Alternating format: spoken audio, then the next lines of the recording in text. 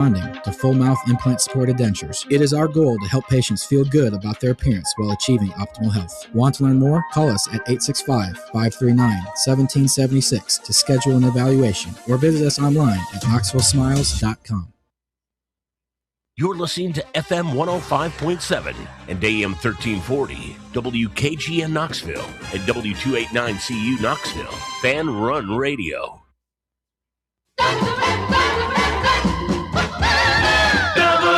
WKGN 1340, go Vols! You're tuned in to East Tennessee's premier sports radio call-in show. This is The Drive.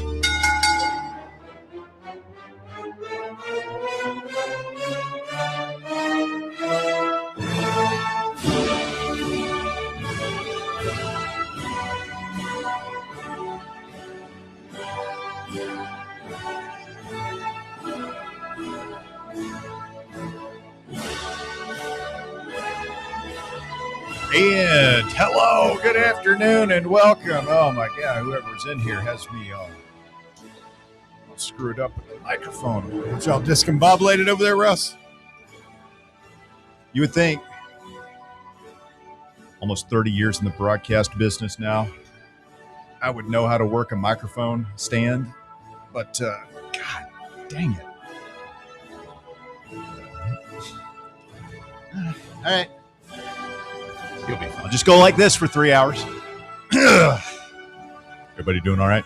Doing good. Need help over there? Yeah.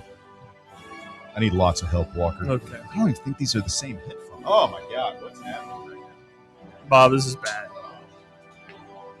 No wonder it sounded so different. I was like, got the wrong pair of headphones on. What's going on over there, Mic stand's guys? all messed up. I don't know. It's not a good omen. It's good on this side. I don't know. I mean, you're the consummate professional around here, HI. Just sitting here waiting to do a show. We need Cody McClure back, is what I've decided, because this microphone stand is just it's worn out or something, and so the microphone just points straight up in the sky.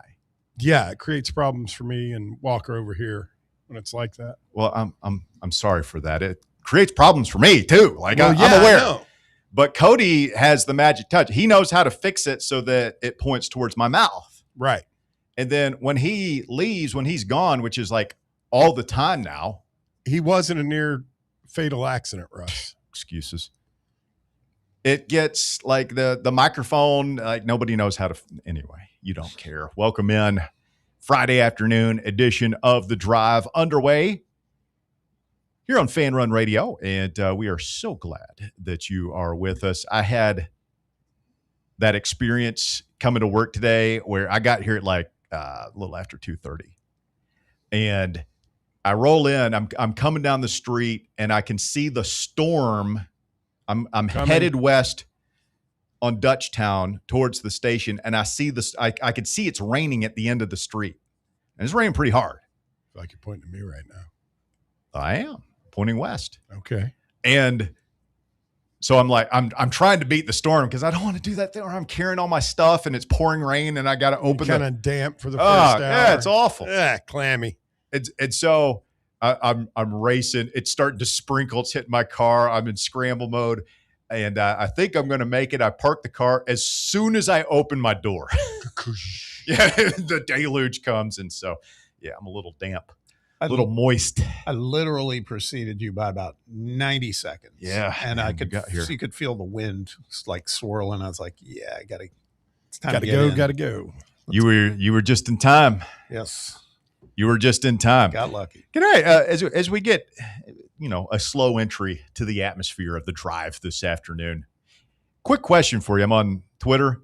Mm-hmm. What's with all the Seinfeld memes? Where did that come from?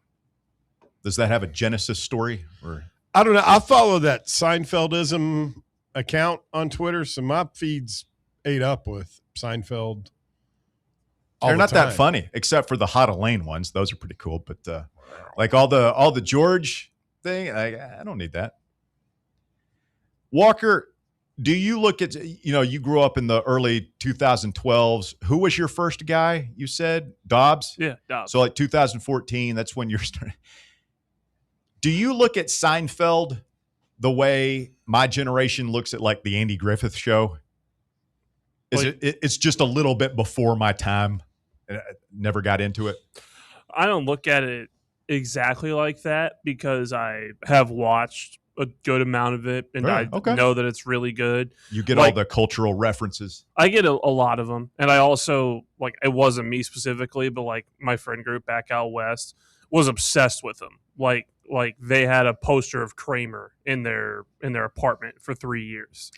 So people still painting. Postered the Kramer is what it was the called. painting. Yeah, painting. Yeah, it's awesome, man. Find them repulsive. He had that.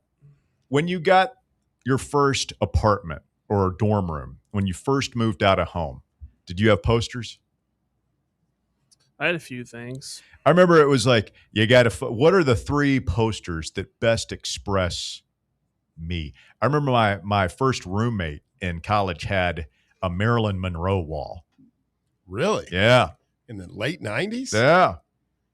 Huh. It was kind of cool. Like, he had like a big poster and then like smaller pictures of her. Right? Like that was his pinup girl. My roommates were Kathy Ireland and Elle McPherson and various other SI swimsuit models. Yeah. I remember we had a poster of like Easy Rider, like the guys on the motorcycles for some reason. We had Scarface. Michael Corleone. We had the gangster wall. Who's we? Is this a dorm room or like an apartment? No, it was like a 3. It was 3 or 4. There was like 4. We had I had 2 roommates, and there was like at any given time there was 1 or 2 guys that would couch surf. So it was a transient apartment. It was a gigantic apartment. Yeah, it's huge. Bob, do you remember a poster that typically defined your young adulthood? Farrah Fawcett. Yeah. Okay. You had that. You had in the orange swimsuit and everything. Mm-hmm. Okay. Yeah, I did. Bob drifts off into memories of yesterday. Pre and post adolescent Bob is Farrah Fawcett. Yeah. That poster made a lot of young men feel some kind of way, Russ. I mean, it was it was everywhere. Do you know what we're talking about, Walker? The Farrah Fawcett poster? No. Google it. Okay. Picture's still out All there. right, fine. Arguably one of the most beautiful women ever. It was before my time, but I am aware of that poster. And she passed of, wasn't it colorectal cancer? She's dead? Yes. Oh, yeah. R.I.P. in peace. Mm-hmm. She's in a better place now. The summer of Adidas continues. The fan gear, Bob, I'm assuming that you'll be getting a package sometime this weekend because Bob overnights everything, right? He's not waiting on standard delivery. One of those Gruden-esque boxes of just chock full of Tennessee Adidas gear, the Letterman's jacket, the T-shirts, the shorts, the hats, all of it, right? You'll be decked out next week. No, I'm not. I'm not getting any of that stuff. Really? The one thing I want, there's no rush because it's a jacket T-Lander was wearing in the photo op. The Vols. Like, you're not getting that. There's no way you would show up to work in that. If it had the trefoil on it, I would. There's It's no all way. about the trefoil. Yeah. That's literally He what is it's all about. obsessed with the trefoil. Yeah. I don't know. I mean, honestly, for me, what matters most is fit. And Fit is king. So I didn't have much Nike stuff. I didn't have much Adidas stuff prior to now. Fit is crucial. And it's critical. I have my share of orange stuff. Shout out Inward Half. They've helped fortify that. But I've also got some other things. But I typically don't get the Nike or Adidas stuff. Well, the Nike stuff fit. It just wasn't. I don't feel like they were cutting the material for burly boys. Yeah. Michigan makes it official with Mike Boynton today. Oh, they'll regret that. Stupid. That was 2 years and out, in my prediction, right? That's his contract's only 2 years. Yeah. So it's kind of we're not exactly a ringing endorsement. It's like an extended interim coach is what I'd call it. You're not the interim in title, but you're 2 years, that's being an interim coach, basically. I think they're trying to promote stability for all those guys that just dropped everything for a lot of money, but came from other schools. Yeah. I'd say there's a good chance that, unless they set the world on fire this year, they might just go ahead and burn through it next year after the season. When Dusty came, it's time for a new coach. It's not like it was a really easy time to go out and do a coaching search. Well, you're Michigan. You just won the national championship, so your job is perceived to be in high demand. I'm sure they get some guys, but you also, I do get it from the standpoint of there are some upper echelon coaches that just aren't going to move at this time of the year. So you can wait and see how it goes with this guy. Like Walker said, it's only a 2-year deal. So even if you get through this season and it's just not working out, you can go ahead and fire him. You owe him 1 year. You're Michigan. You got the money in your AD can find that in his couch. It's called Larry. Then you go into the offseason as the unquestioned number one job available, right? Could there even be a job that would be better than Michigan next season opening up? North Carolina. I don't think that'll open up again in 1 year. Oh, yeah, it just opened up. For some reason, I thought Hubert Davis was still there. Who did – I can't even remember Mike Malone, Yeah, that's why I can't believe that happened. I have to believe Michigan fans, and we would be the same way, by the way, if you won a national title. Boynton's career coaching record is 119 wins, 109 losses. Yes. So he was at Oklahoma State. Yeah, so essentially like 500. Yeah, didn't he have Cade Cunningham one of those years? Yes, he did. He recruited him? Yeah, but you're Michigan. You really want to take basically a 50-50 coach from Oklahoma State. That's what I'm saying. I'm sure their fan base is like, what? The fact that they waited so long. When did Dusty May leave? 2 weeks ago? Yeah, it's been a couple of weeks. The fact that they waited so long to go ahead and make it official, coupled with the fact that it's only a 2-year commitment, shows me that they took some time examining their options and decided they weren't going to get one of their A-list candidates, and this is the best they could do for now. I'd love to see what their list was. I will say this. There could be another attractive job open next year just north of us. Oh, okay. That's true. It's true. Man, if I'm an A-list college basketball coaching candidate and I've got my choice between Kentucky and Michigan, this isn't just Tennessee fan trolling. I'm taking Michigan, man. Absolutely. You've got all the money that Kentucky has and less pressure there. Those people are crazy, man. They'll eat you up and spit you out. It's true. Michigan's also they're really good at basketball, but they're still a football school. Yeah. That's just they can keep winning national championships and they will still be football. That'd be part of basketball. the appeal for me is you get to fly under the radar a little bit. Like that Pope guy, the genius of John Calipari is he was able to handle that. He was able to, I'm the most important guy in the state of Kentucky. I've got all these toothless, slack-jawed yokels following my every move, and I can handle that. I don't get the sense that Mark Pope is comfortable with that level of attention on his every waking moment.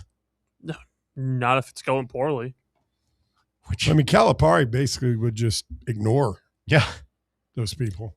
And just didn't hit his radar. He's John Calipari. And I think that's harder to do when you played there and you know the expectations of the fan base and their passion and all that. I think it's just kind of a different deal. Speaking of Calipari, did you see the game that he and Izzo scheduled on Thanksgiving night? Right after. Oh, that's awesome. On CBS, right after NFL football. Oh, that's awesome. Yeah. Brilliant. That's what he's good at, man. Arkansas and Michigan State. Yep, on national TV. But there's a lot of games on Thanksgiving, aren't there? Yeah, that's feast week normally with all the tournaments. Yeah, there's not that many that are on Thanksgiving though. They're usually the night before, the day after. Definitely not anything that high profile. Yeah. It's a high profile matchup, but I'll be honest, I'll be watching football that night. I'll keep an eye on it. Arkansas, Michigan State. Yeah, I'll keep an eye on it. I don't even know what the football games would be that day. Well, you're going to have 3 NFL games, and you're going to have a college game at some point. Remember how bad the NFL games were this last Thanksgiving? Still the NFL, bro. Yeah, it's the NFL, though, man. Arkansas, Michigan State. I realize basketball, if if Purdue and Northwestern are playing. Like he's probably going there. Damn right. The rest of us, it's the NFL, bro. You watch them all. That's I was saying, in this we day and can't just age, watch both of them. Multi-view. And Yeah. whatnot. I mean, That's do you have true. a You're setup? I not just a imagine multi-view Bob guy. has a setup at his house, like the Situation Room at the White House, Nah, like his I used basketball to. command center. I'm kind of past that. I used to do the whole I had like I've never done that. big TV with 3 small Never TVs above it. Oh, I love it. Yeah, it was glorious. But It's the best. I've kind of I'm a aged out one-screen of guy. McClure and the boys will do that during. Like you go over there for a game watch party and be like, it's hard to. I don't function well in those situations. Too much. Yeah. What do I pay attention to? Yeah, you got like What? 4 All different of damn it. TVs. What do you do? What do you do in a bar? All I of mean, I pick a game and I pay attention. First of all, I'm not in a bar, man. I'm 46. If I'm in a bar, it's probably for lunch. First of all, Yeah, or it's a watch party and every TV's on the Yeah. Tennessee game. but yeah, if I find myself in a situation where I'm there on like because I used to go to that place. My buddy used, hey, let's go to Fieldhouse Social. Mhm. Remember they had that huge screen. Yeah. Mhm. and would, I remember one of the last times I went there, it was like the opening NFL weekend. And even at that, I'm just watching the Titans. I'm just watching one game. I can't watch multiple games. I forget what happened in this one. And then I'll go back to oh yeah, who's playing this? I'm sorry. Just don't have the attention span. March Madness must tie you up in knots then, because I mean, Yeah, just watch one game. That's where I thrive. Oh, I No. can't imagine. No, That's where I thrive. doing Watch such a like 4 disservice. games at once. Oh, it's No, the best. you just pay attention to the, I pay attention to Yeah, I'm little glad scores at the top are kind of like, oh yeah. Yeah, okay, if something that's gets cool. close, I'll flip over to it as long as it's not during Tennessee game. So like, I- wow. I get like sports watching FOMO. Like I have to watch all of it so That's I right. can't miss anything because Walker I don't want gets to it. miss anything.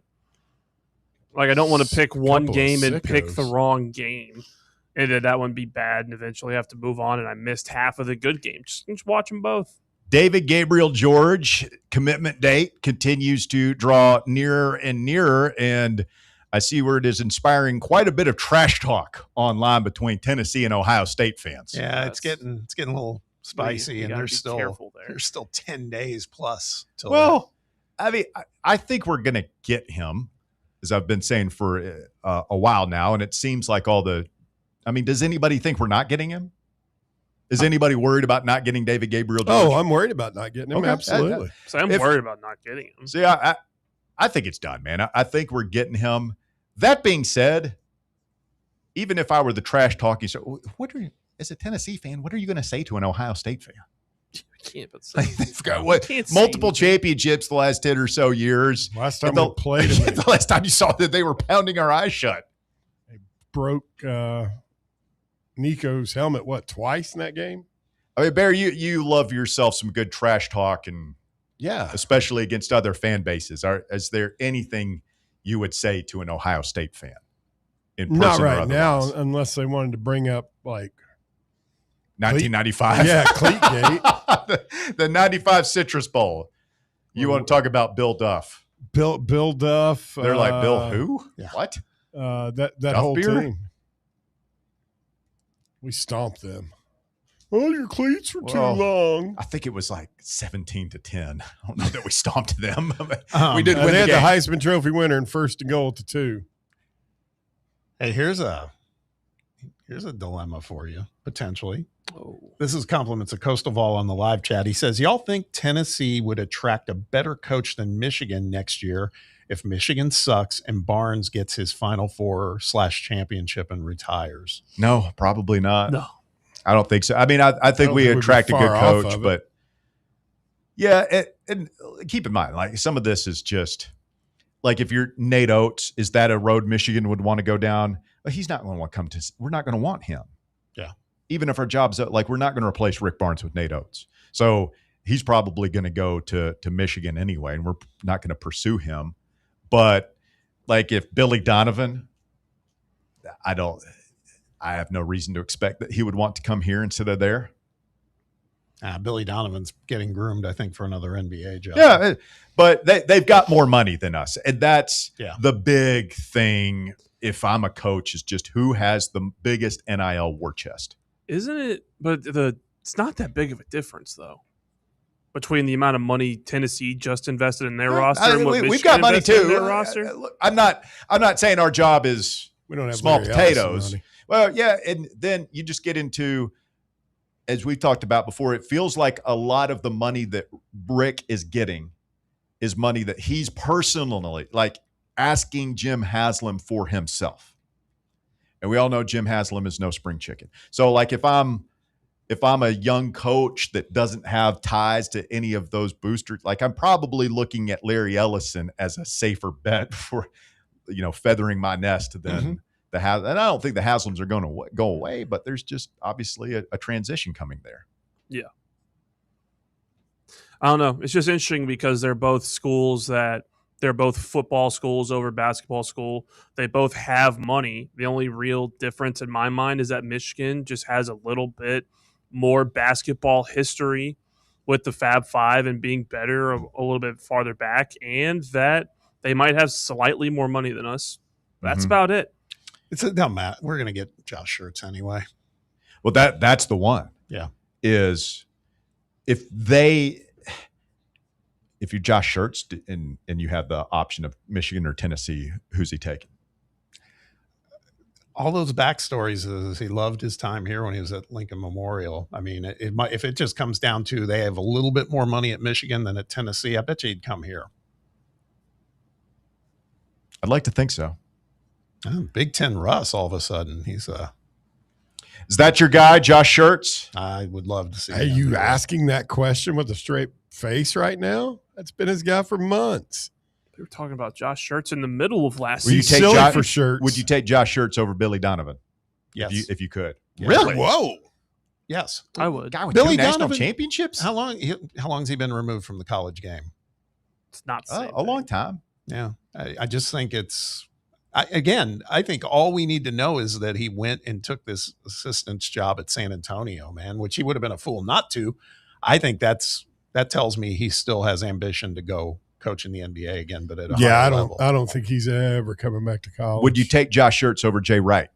Oh, that's tougher. Jay Wright's not in the picture, though. I'm just saying, like, if you could, if he's like, No. they both want your job and you got to choose. No, I love Jay Wright. I would say that'd be Okay. a hard decision. I think I'd go with Jay Wright. We're going to miss out on Jay Wright again. Would you take Josh Schertz over your boy Sean Miller? Sean Miller's cooking. You are in love with what he's doing right now at Texas. Yeah, he's a good coach. He just, he got caught. All right, here's the question. Here's the true test. Mhm. Here is the one that will truly decide whether or not you are all in on Josh Schertz. Would you take Josh Schertz or Will Wade? We're back with more. The Drive continues. Fan Run Radio. Stay with us. Back with more after this. The Drive. For the fans, by the fans. This is Fan Run Radio, Knoxville. Hi, I'm Dr. Michael Costa at Knoxville Smiles. In addition to routine dental cleanings, Knoxville Smiles also offers cosmetic dentistry services such as teeth whitening, Invisalign, dental implants, cosmetic veneers, and much more. Our state-of-the-art facility goes above and beyond when it comes to cleanliness to keep you and your family safe during your visit. Take a virtual tour of our state-of-the-art West Knoxville facility today at knoxvillesmiles.com or just call us at 865-539-1776. Is your yard starting to look more wild than welcoming? Yeah, don't let your landscape be that house on the block. At ECR Total Landscapes, we make sure your outdoor space is something you're proud of. From de-weeding flower beds to leaf blowing, trimming, mulching, and more, completely customizable to your property's specific needs. We'll handle it all. Why spend your weekends sweating it out in the yard when you can just sit back and enjoy it? That's the ECR difference. And right now, new customers can get 10% off your first month of our monthly maintenance package when you sign up for a full calendar year. That's right. Consistent, reliable service at a price that makes it easy to get started. No sweat, no hassle, just a better looking lawn week after week. Call ECR Total Landscapes today and mention promo code FANRUN to save 10% on your first month. Call 865-384-2012 or visit us online at ecrtotallandscapes.com. Barley's has live music on weekends, general team trivia on Wednesday nights at 8 p.m., and now live sports trivia courtesy of the Knoxville Trivia Guys every Thursday night upstairs. The game starts at 7 p.m. and is free to play for everyone, so head on down to the Old City and show off your sports knowledge and win gift cards to Barley's. Use those gift cards to buy some delicious food.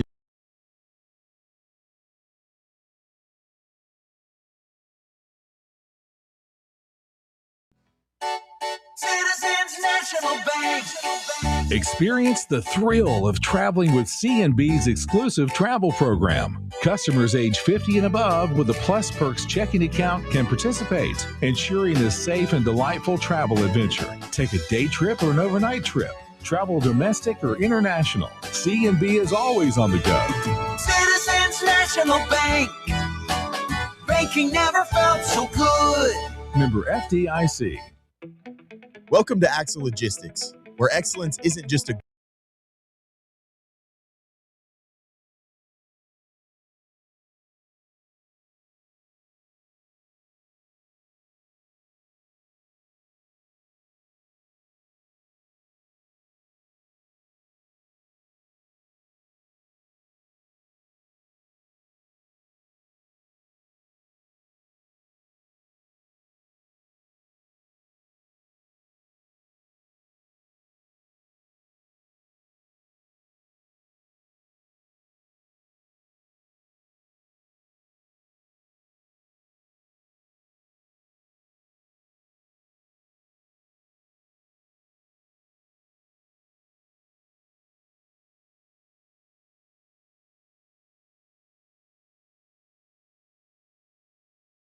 as well.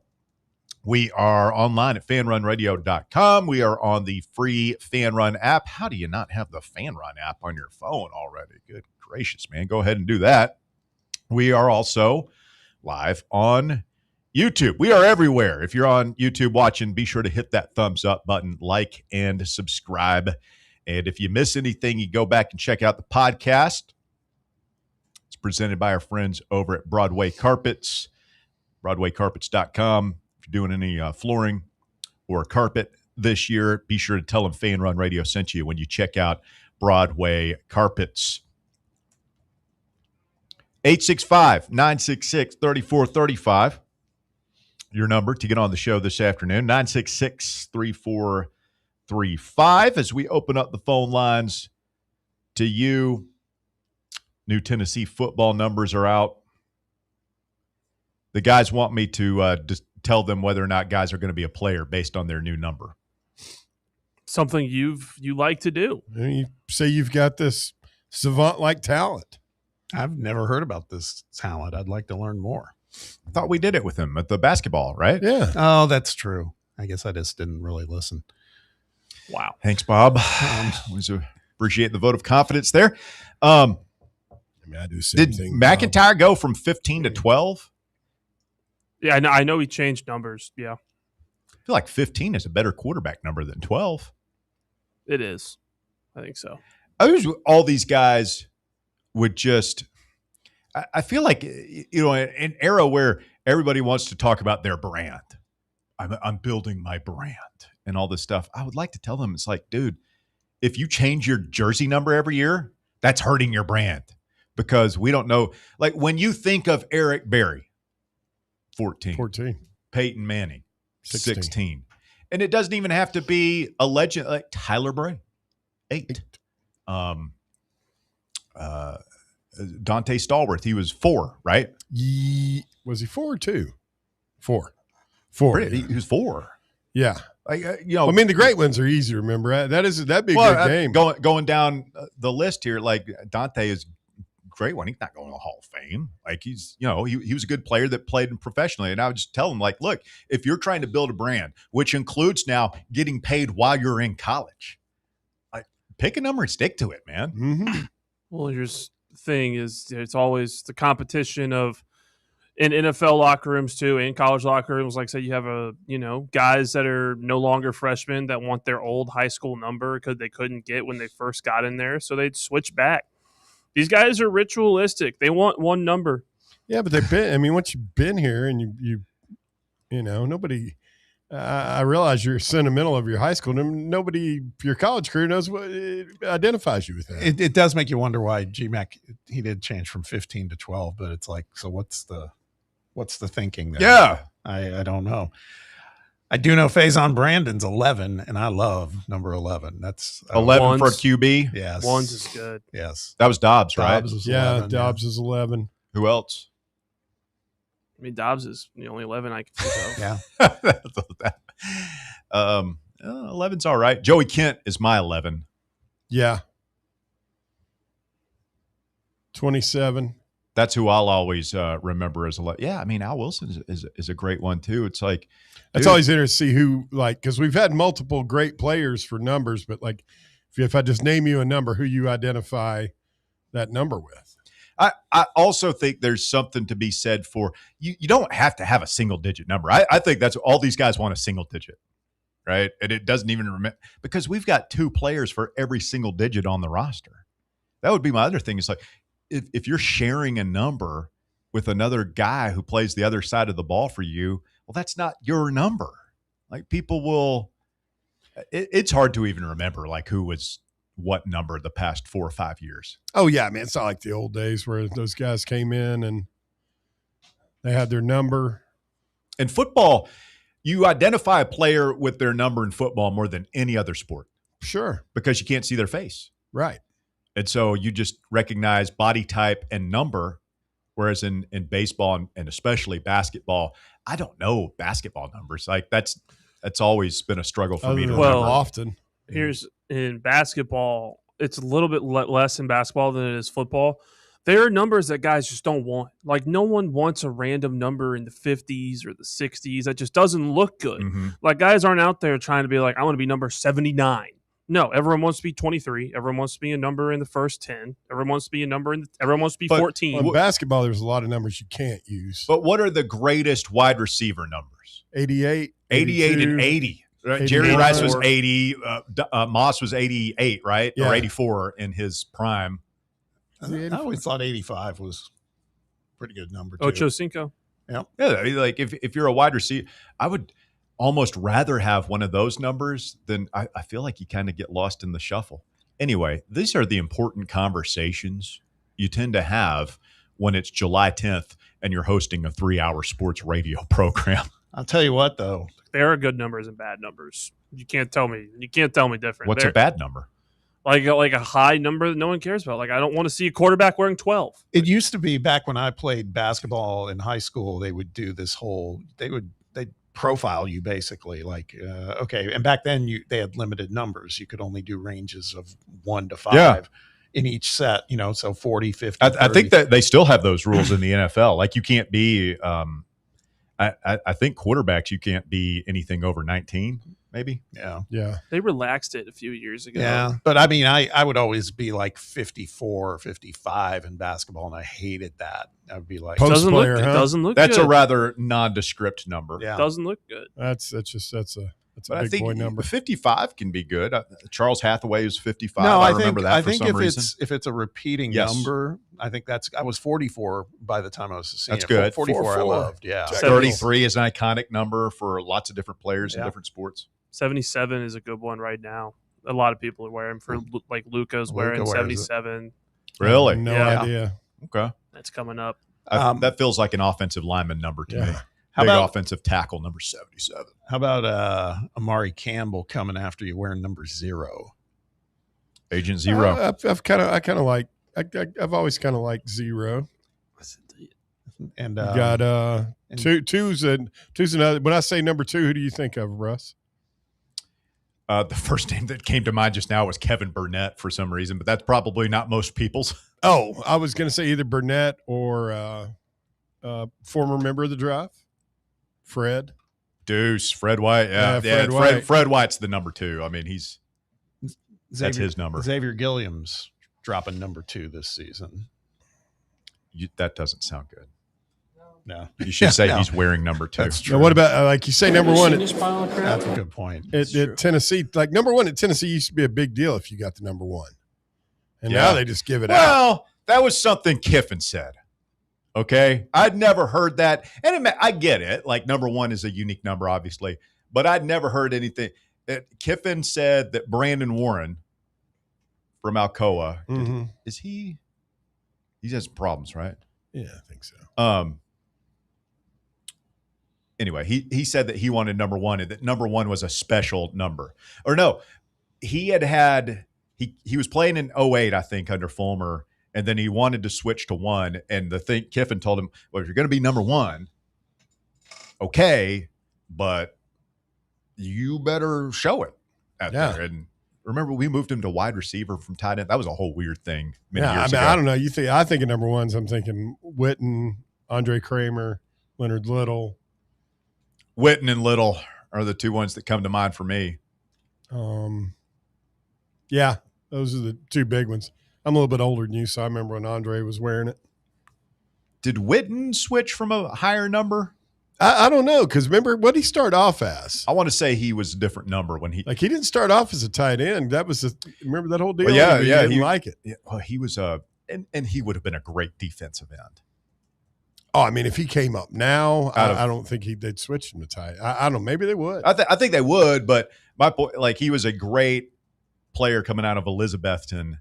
But, yeah, they had to convince him to move to tight end, and he fought it, like, didn't want to do it. And I think he made the right move. And at that time, to be fair to him, this would have been 99, 2000, somewhere around there. Like, the tight end position was very much in its infancy. I think Antonio Gates and Tony Gonzalez had been good players at that point, but they were a rarity. Now everybody has to have a jackknife tight end. Mm-hmm. Well, yeah, it was Witten and Shockey from Miami that really were 2 of the early, the 2 guys that I remember as far as just being dominant in college football. Do you see? I think I sent it to you guys. That video, it's floating around for Vol recruit Malik Howard. That catch he made. That kid's sick. That was cool. That gets you excited. Kid Huddy reminds us Jason Swain was number 1. He wore number 1. Yeah, he was a bad man when he was here. Yes, he was. Mm-hmm. Especially if you go back and against Alabama. I guess that was because he was from there, and there were games against Alabama where we won. It was based solely because he was the only one that showed up out of the wide receiver room. Yeah, he was tough.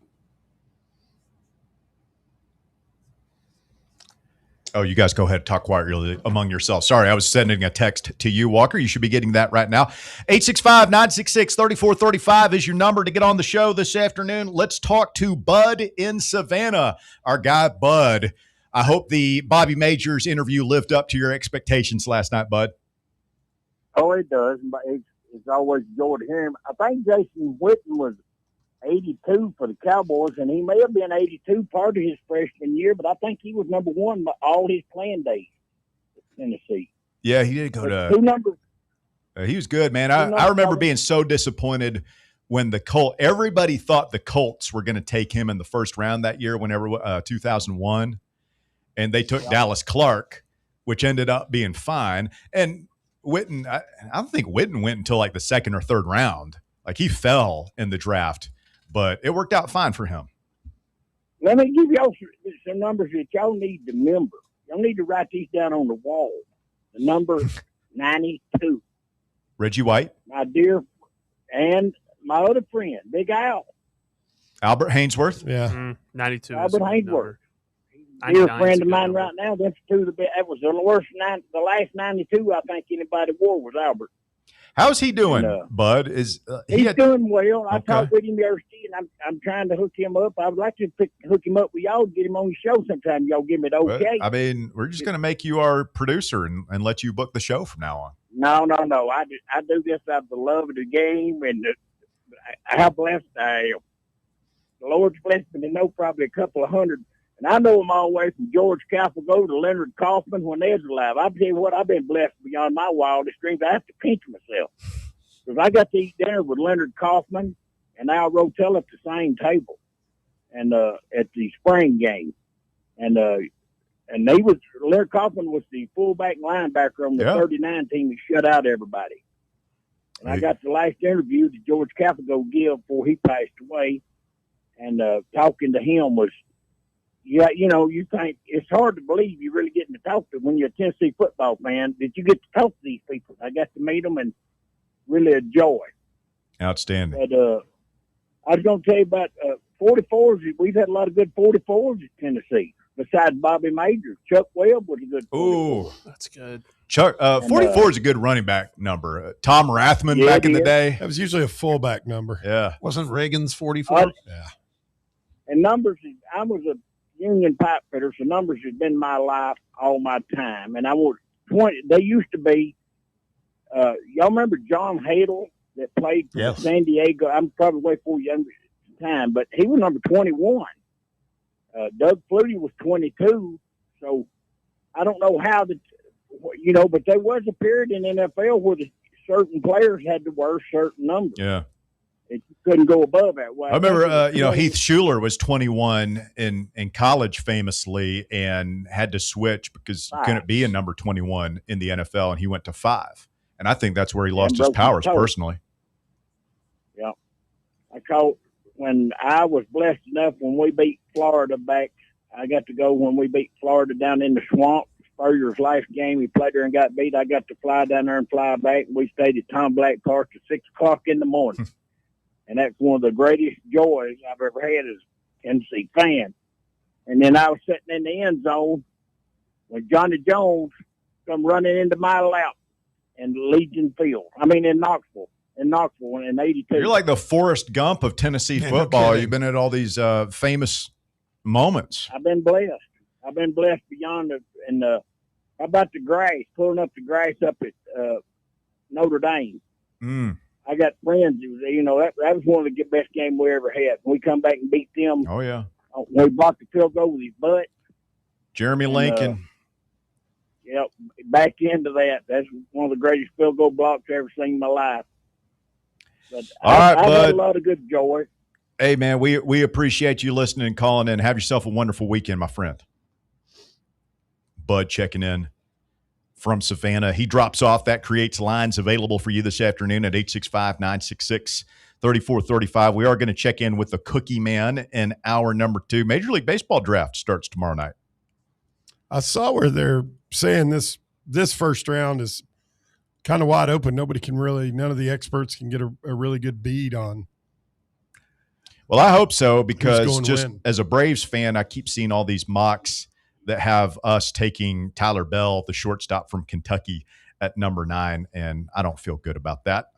Yeah, I think for a variety of reasons. The only thing I've seen that's been like pretty universal is Rock Chalosky going number 1. Yes, from UCLA, but that's about it. Other than that, you're right. It's kind of a toss up. Name Rock Chalosky. Yeah, it's a good name. He's a stud. Yeah, he's a great player. Grady Emerson, I believe, is a shortstop from Texas, Fort Worth, that probably going to go pretty high, maybe to the Rays at number 2. So we'll talk to LQ. I know people want to know where our commitments are going. We want to know where Tegan Coons, I think he's going to be the first of all taken, but I feel like more people are, where are the transfers that we've got going to go? Like Jake McCoy, is there any chance he actually makes it to campus? The kid from Baylor. I feel like the center fielder from Kent State is a big one, Andrew Duncan. And so, I mean, surely some of these guys are going to make it to campus. Probably going to lose 1 or 2 as well, but hopefully we can limit the damage there. And then the high school kids are, high school baseball recruiting is interesting because in football and basketball, like, we know these guys and there's a set of expectations. We never have that in baseball. I know there was a little bit of expectation around Appenzeller. Like, I felt like him coming in was kind of big.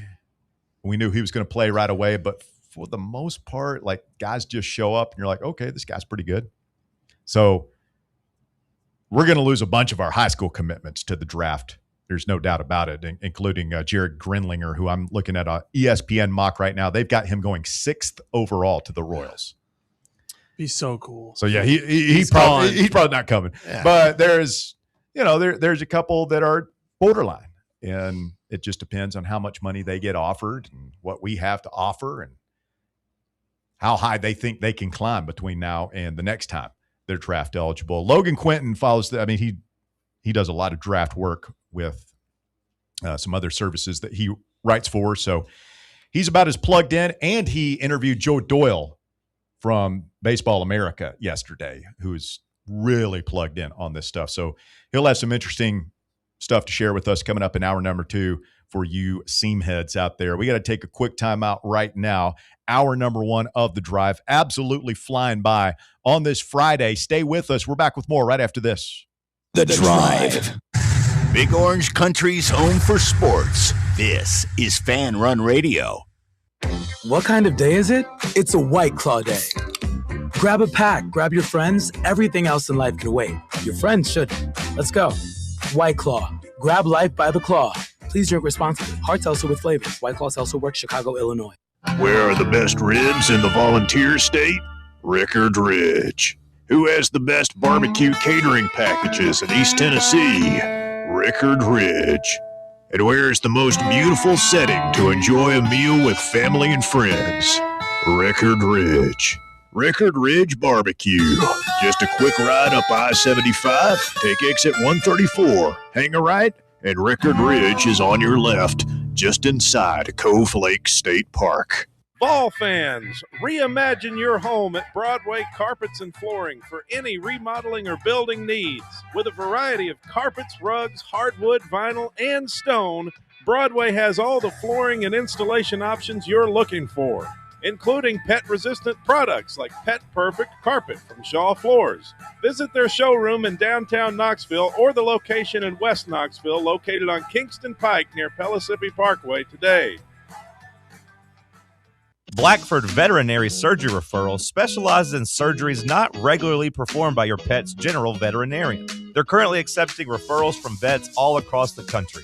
With their newly renovated state-of-the-art surgery center and highly trained staff, clients can rely on professional and thorough care. If your vet says that your pet needs surgery or rehab, ask for a referral to Blackford Vet and let them get your best friend back on its feet.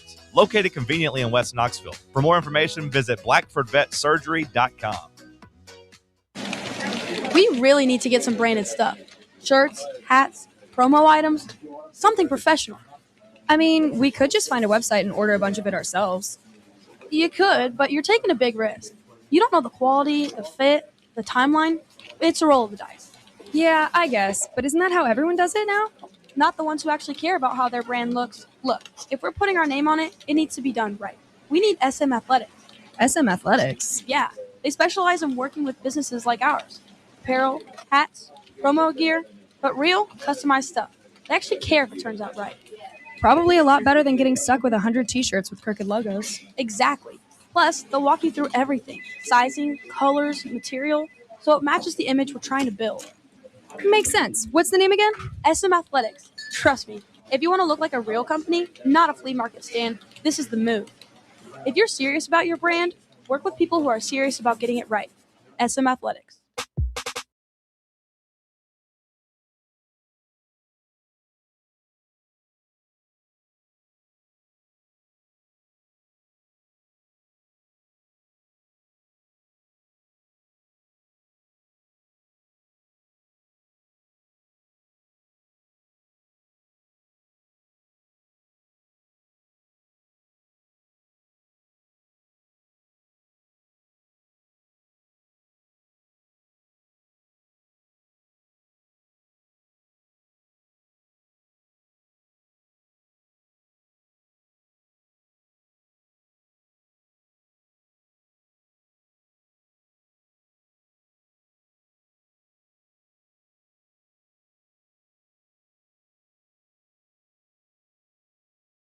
Baskerville, Baron Walker. I am merely Russell Smith at your service here for the next 2+ hours as we kick off the weekend fan run style. And I need a ruling from the panel here this afternoon. All right.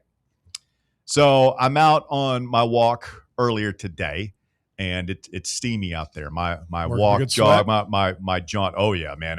I don't sweat a ton, but I always like to. I take a real long warm up, and then I jog for a couple of minutes and kind of get the juices flowing, and then after that I'm a mess. So what I do, during the summer anyway, is for the last, I don't know, half a mile or so when I'm within sight of my house, I take my shirt off. Ooh. Mm-hmm. You're skinny fat guy. In the neighborhood. It's not a great body. It's not a bad body, but it's a couple of things. First of all, like the sweaty shirt is uncomfortable. It feels cooler. You cool off a little bit, and you get a little vitamin D, a little sunshine on my pasty white torso. I feel is probably good. You got 4 or 5 hairs down there? You're funny guy, Bear. Well, you used to talk about when you crack one of your Red Bulls. You're funny looking, yeah. So I'm doing that, and it is a little bit of an awkward feeling on the way home. But I get home, and my wife and kids are there, and I don't say who, but you could probably guess. It's like, oh, Dad, no. Well, that narrows it down. Dad, no. Like you're in the neighborhood like this, baby girl. I'm like, listen. I'm out here doing my thing. It's hot. I'm out getting my steps in, getting my cardio, and I want a little vitamin D. And it's hot. Like I'm sorry. You don't rule my life. And they're just like, listen, so your family had to have an intervention. Well, they think it's rude. Rude? Yeah. I don't know. And I'm like, what? Rude about it. Thank you. I mean, I think you're a lot braver than I would be, but I mean, I see some dudes who shouldn't go around shirtless out like mowing their yard shirtless. What's the difference? I never did that because then you get you end up with the grass and the stuff all over you, and it's a lot easier if you're wearing a shirt and you peel it off and just wash it. Yeah, but you got to wash yourself anyway. Yeah. I just peel everything off and hop in the shower. And anyway, losing track here. Bob, what do you think? Going shirtless in the neighborhood, I feel like, again, much like urinating in my own yard, it's my right, my birthright as an American. We are the land of the free, home of the brave. If I want to peel my shirt off the last couple of minutes of my daily ritual walk, then I don't apologize to anybody. I don't know. I'm just thinking about, like, we just got past the 4th of July, and I've seen some pictures of friends who had like get-togethers where they were playing volleyball or doing something like that, and the guys might have taken their shirts off for that. That feels a little different than just out walking. I don't know why. I mean, it's pretty obvious the guy's been exercising, Bob. I'm with you on this one, Russ. I think the Smith family treated you very shabbily this morning. Thank you, Bear. Thank you. Walker, what do you think? Shirts off in the neighborhood? Yeah, I think yay or nay? It's fine. Does it depend on the neighborhood? Yes. Yes. I'm not rolling around Bob's neighborhood with my shirt off. I'll say Barnes look out his window. That's a fair point. You got to. Hey, buddy, I think we need to get you over here and work you. Hey, Bob, put that shirt back on there, buddy. You know your neighborhood. You know your neighborhood if it's appropriate to go shirtless in that neighborhood or not. I mean, I guess my point is you've already taken some liberties by doing the backyard pee game. What liberties? What, like nobody's going to see it. No, I mean, it's just like I think my point is some people might. Dudes. Yeah, but okay, whatever. Thank you, Walker. Guys being dudes. I just think maybe they see that and they're like, well, yeah. I don't do it during the day. That tracks. Do you do it during the day? What? The peeing outside routine. Sometimes. I mean, I could just see your neighbors seeing backyard, man. Nobody can see me. I'm not. It's not like I said, "Hey, Bill, how's it going?" Yeah, like just waving, you know. Russell Smith helicopter over here. No, I mean, I think discreet. I guess maybe in your case, your neighbors probably have it. You know, like I said, they're probably looking and going, "Hey, man, at least thank God it's not. It's just a shirt and not pants." We put Hey, Helen, the Smith guy is out there peeing in his backyard again. Yeah. We put the poll in the field about shirts off. Shirts off, and then how do we word the question? Is it okay to walk or run in your neighborhood with no shirt? Yeah, it's perfect. Well, now it's like fit guys, the guys in my neighborhood that run like they run with no shirts. I think that's the other thing. I mean, it's if you're that was my point. Yeah. Like the volleyball or running or something like that. There are some weird. Like the other thing that happened today is I'm walking past one of my neighbors, And I just started, right? And Bob, like you and I have talked about this. For me, the warm up is crucial. I warm up whether I'm working out or whatever at least 15 minutes, like because I've got to get loose. Like stretching? No, like usually just cardio, just a little walk, treadmill or something like that. But today, like I walk for the first 15 minutes before I do any sort of jogging or running or whatever, right? Yeah. And so I'm doing that, and here comes one of my neighbors who I know, and this guy, he's moved, and you could tell he's been running for a long time. Yeah, like he's got the sleeve on his leg, and he's panting and everything. The sleeve on his leg, and sleeve, like a leg sleeve, leg sleeve, right? And he's like, "Hey, we know each other." He said, "Hey, and I feel kind of lesser than." He's like, "I'm out here running. This chump's just walking." Yeah, you can't like an old woman. You can't compare yourself. Well, I want to stop him, like, no, I'm warming up right now. I'm going to be running like you here in just a little bit because, I'm a big tough guy too. But right now, I just started. You can't compare. You just go full George Costanza. Explain to it. Yeah. You don't got to do that. Wait a minute. But I want to. I know you don't have to do that, and I didn't. But, these things you tell yourself, and it's like when you're in the gym or something and you start on some lower weights and like you feel like is somebody judging me for repping with like these 10-pound dumbbells or something? I got a sauna story for you on the other side. Can't wait. Yeah. Stay with us. Hour number 2 of The Drive. We'll hit up the sports news with Walker when we continue next here on Fan Run Radio. The Drive. Fan Run Radio. The flagship station for Tennessee fans. This ain't no wishy-washy, limp-wristed, kale-eating, half-ass sports radio station. We're your in-your-face, truth-telling, say it loud, flag-waving, face-painting, hardcore, bring the noise, causing a ruckus, don't give a damn sports station. Sports talk that doesn't just hang up and listen. For the fans. This is Fan Run Radio. Get some. It's beginning to look a lot like Christmas. Oh, sorry. Getting in the mood because this Saturday is Christmas in July at Covenant Health Park. But your Knoxville Smokies have great promotions all week long. Like all-you-can-eat Wednesday, Knox Vegas Thirsty Thursday with half-off draft beers, fireworks on Friday, then yes, the big man himself on Saturday. We end the week with our day game of the week. It's a week full of fun at the ballpark. Get your tickets now at SmokiesBaseball.com. Smokies! In a world filled with deadlines and screens, sometimes we forget the simple joys of life. Days filled with special moments. At Inward Half, we understand the essence of these moments. Feel the difference between our breathable fabrics and flexible apparel as you disconnect from the hustle and bustle and reconnect with what truly matters. Inward Half. Simple luxury for on and off the course. Are you ready for the start of a new season? Maybe looking for your team to go on a tournament run? Get game day ready with Crumble. Head on over to your nearest location and pick up 12 pre-selected cookies plus exclusive toppers. When you're looking for dessert options, there's no question about who you should call on. Our listeners already know. Last year, the Dubai chocolate was a home run, along with the brownie batter. Oreo crumb was another crowd favorite. What new flavor will set the standard this season? If you're in the Knoxville area, there are 3 locations ready to serve you: Clinton Highway, Parkside Drive, and Maryville. Download the Crumble app to build your best lineup and vote on the best combos. You can even put your bid in to request a new flavor. Order in the app and slide on over to your nearest location. Tell them Fan Run sent you, and as always, it's for the fans, by the fans. Don't miss the cookies. Hey, Vols fans, Cody Brown here. I grew up right here in Tennessee and know what it means when someone says, I've got your back.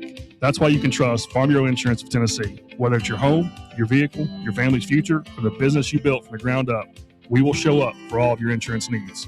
We are Tennesseans who understand what matters, which is doing right by you. Insurance is not all about just paperwork and policies, but it's about the people we insure every day. So if you want insurance that hits home, give me a call at 865-992-3871.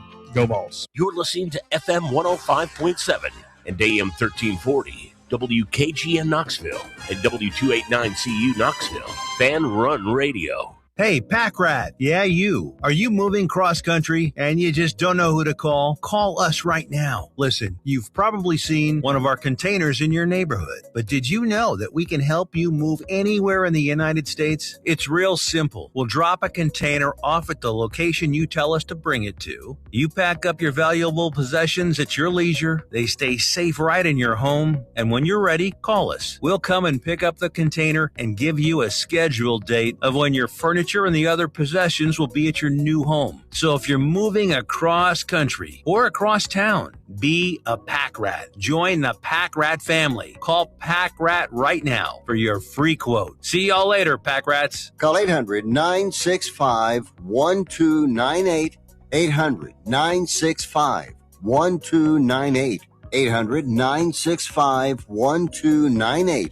That's 800-965-1298. It's time for the Drive's Top 4 at 4. Hour number 2 of the Drive underway. Fan Run Radio in the Top 4 at 4. Walker Smith with the latest and the greatest. What you got? Thank you, sir. At number 1, the MLB draft is this weekend, as Josh Elander will have to wait and see who of his recruits and transfers will make it to campus or go pro. The Vols will have 15 players that are committed either from high school or the transfer portal that are expected to be in the top 200 picks in tomorrow night's draft. I wonder if you could get Elander on the Fan Run lie detector and inject him with sodium pentothal. And you ask him, besides the guys that have no chance, like Condon and Grinlinger, and then like take out McCoy and the kid from Baylor, who's the one guy that you have committed that you absolutely must have? Oh, that if you could protect, you'd protect. Yeah. I don't know. We'll ask the Cookie Man coming up here in just a few, but He'd probably have the best answer. yeah, I wonder if it is Andrew Duncan, maybe the center fielder from Kent State, or is it Kent State or Wright State that he went to? Wright State. My bad. Or the Coninger kid from Texas, who's like a pitcher slash infielder. Stay tuned. We'll go inside the Tennessee baseball roster with Logan Quinton coming up here in just a few minutes. Lots of variants. Like I was just looking, CBSSports.com has Grinlinger going at like pick 18. Well, it's the baseball draft. It's not like football and NBA where there's a whole thing, of like fans doing their own thing. This is a very specific cottage industry, the Major League Baseball draft folks. So there's a lot of mystery to it, which is fun. It's its own thing. There's nothing really anything else like it. At number 2, Michigan and interim head coach Mike Boynton Jr. have agreed to a 2-year deal, removing his interim tag and promoting him to the program's full-time head coach. Mike Boynton. Boynton Jr. had spent the past 2 seasons as an assistant at Michigan under Dusty May and returns to the head coaching ranks full-time for the first time since he led the Oklahoma State program from 2017 to 2024. I gave him 2 years. Yeah. I was going to ask earlier, but we moved Nobody on. thinks this guy's going to be a long-term answer for Michigan. How good do they have to do for them to think about that, though? Because it's different now. This isn't like this is your interim head coach, even though he's on a 2-year deal. Like, how good does this guy have to do to throw his hat in the ring to keep his job? I mean, he's got to make a run in the tournament. I mean, you're defending national champions. I don't think anything less than – it's not like just making the tournament is okay. And you have to keep acquiring talent at a high level. Yeah. Like, you got to be bringing in players, and you got to be winning. It's not – no disrespect. It's not Auburn or I'm trying to think of another good Missouri. We're like just making the tournament. Like, no disrespect to those schools. They're good basketball programs, but the expectations are different. Yeah. I think. Mm-hmm. Yeah, I agree. At number 3, the Wimbledon men's final is set after both semifinals earlier this morning. Top-seeded Yannick Sinner will play the French Open champion Alexander Zverev after defeating Novak Djokovic today in what could have been his final match on center court. The final will be Sunday morning at 11 a.m. on ESPN. Djokovic washed. How old is he now? It's like 38, 39. That's He pretty just made the washed. semifinal of Wimbledon. It's old in tennis, man. He was right, not taking that vaccine. Well, Well. we don't need to get into that. What will you remember him more for, his great tennis playing or his stance against the vaccine? When I think of Novak Djokovic, bad things, the vaccine thing isn't the first thing I think of. I think of him accidentally hitting a stewardess in the neck with a tennis ball one time. Yeah, I remember that. He had some knockdown dragouts with Nadal and Federer. Yeah, and he's had some with the new guys in Sinner and Alcaraz. Like, if you remember from the Summer Olympics in 2022, he had an awesome match against Alcaraz to beat him in the gold medal match, and then he's still making Can't forget it. quarterfinals and semifinals and majors and making money. Why not? It's tough. He's kind of defeating the GOAT argument right now. He's just kind of running away with it. 'Cause he's I miss played Wimbledon. So long. I used to watch, like, when I was a kid. I would watch Wimbledon all day long. Tennis was so cool in the 80s and 90s growing up, but just too much right now, man. I've not watched hardly at all. Well, we've had this conversation about how the reason that a lot of people around here fell out about it is because there aren't any great Americans anymore that can win it.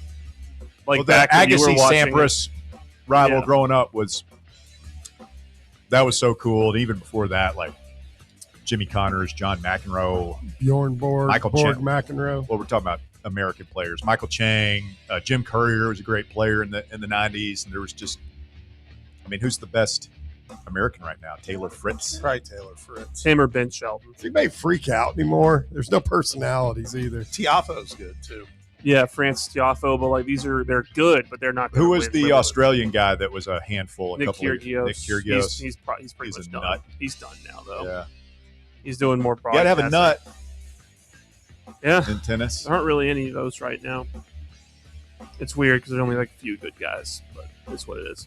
And at number 4, the World Cup quarterfinals roll on with one group game today and 2 games tomorrow. Right now, Spain and Belgium are tied 1-1 at halftime. Tomorrow, England will play Norway at 5 p.m. and Argentina plays Switzerland at 9 p.m. Who got that Argentina-Switzerland game, Bob?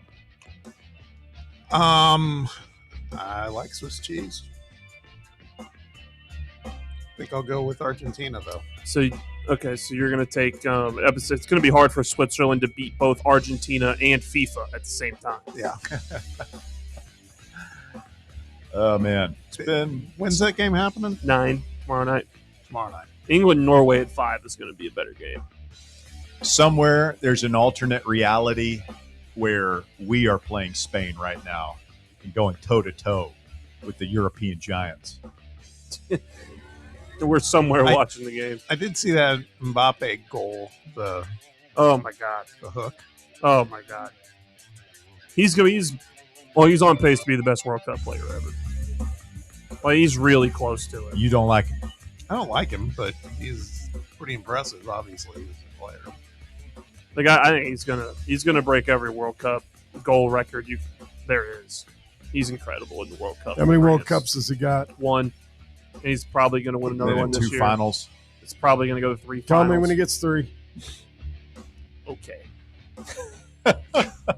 Just saying. All right. Bars high One was player there. that's got 3. Uh-huh. Is that it, Walker? That's it. Thank you. We got McGregor back tomorrow, huh? Yeah, we do. He hadn't fought in 5 years, right? Yep, he's fighting Max Holloway. Had his weigh in today. Took Max Holloway's glasses. What is this?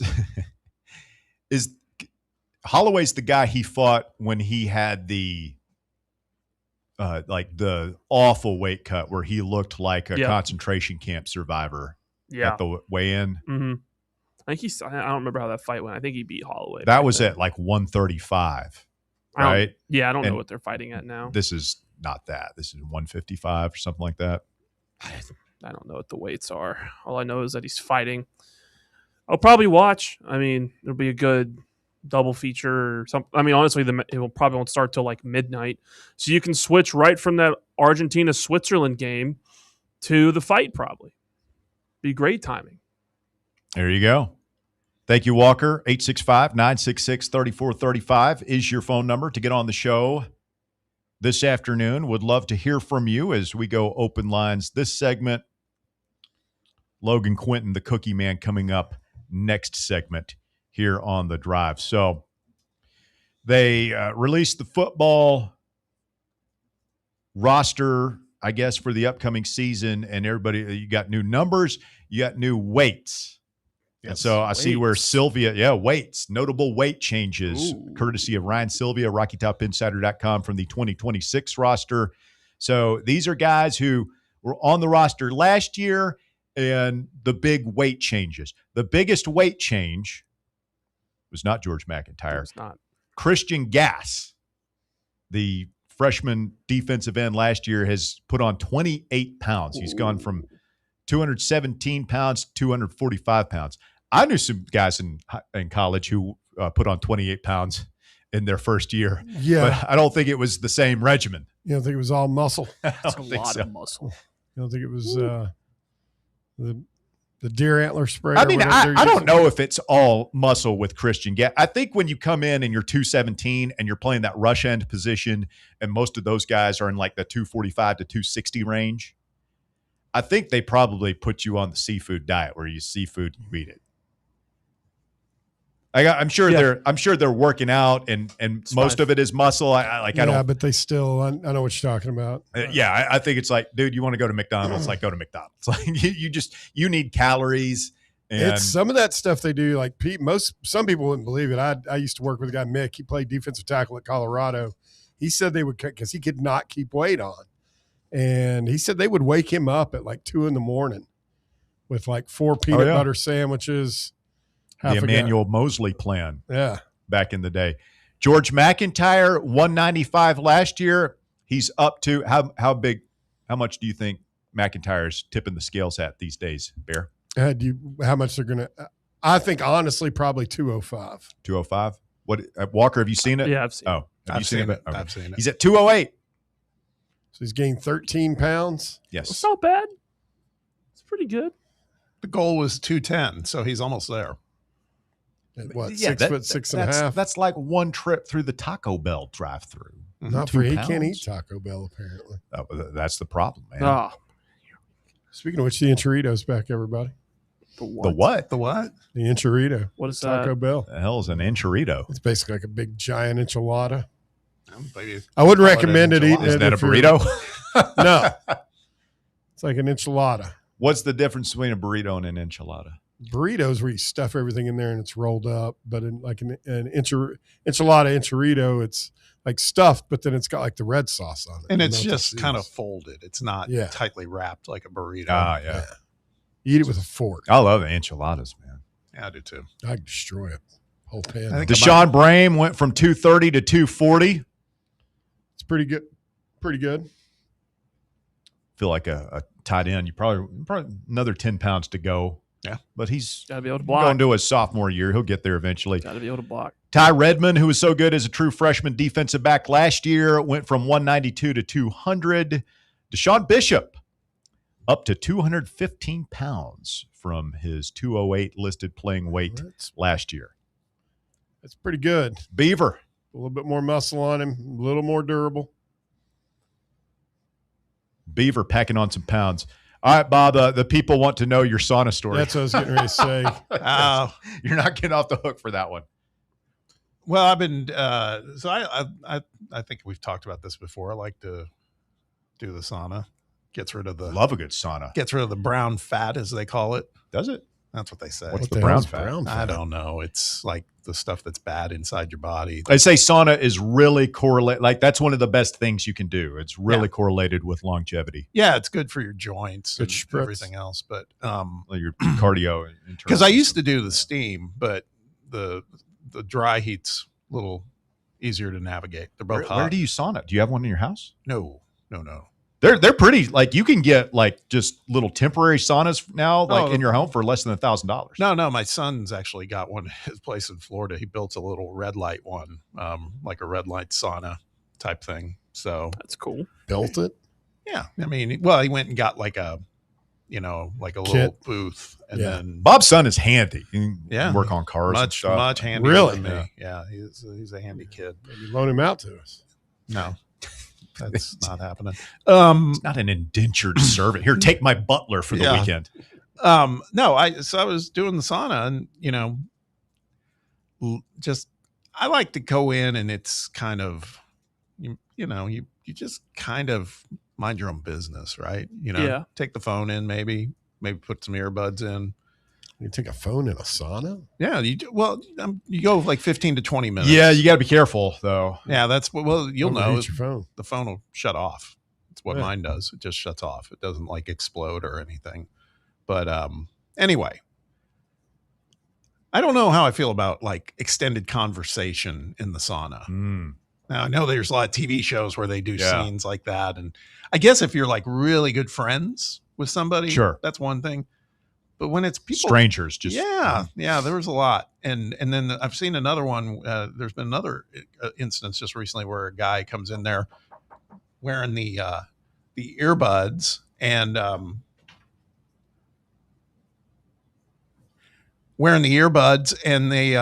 they basically were kind of running in place in the sauna.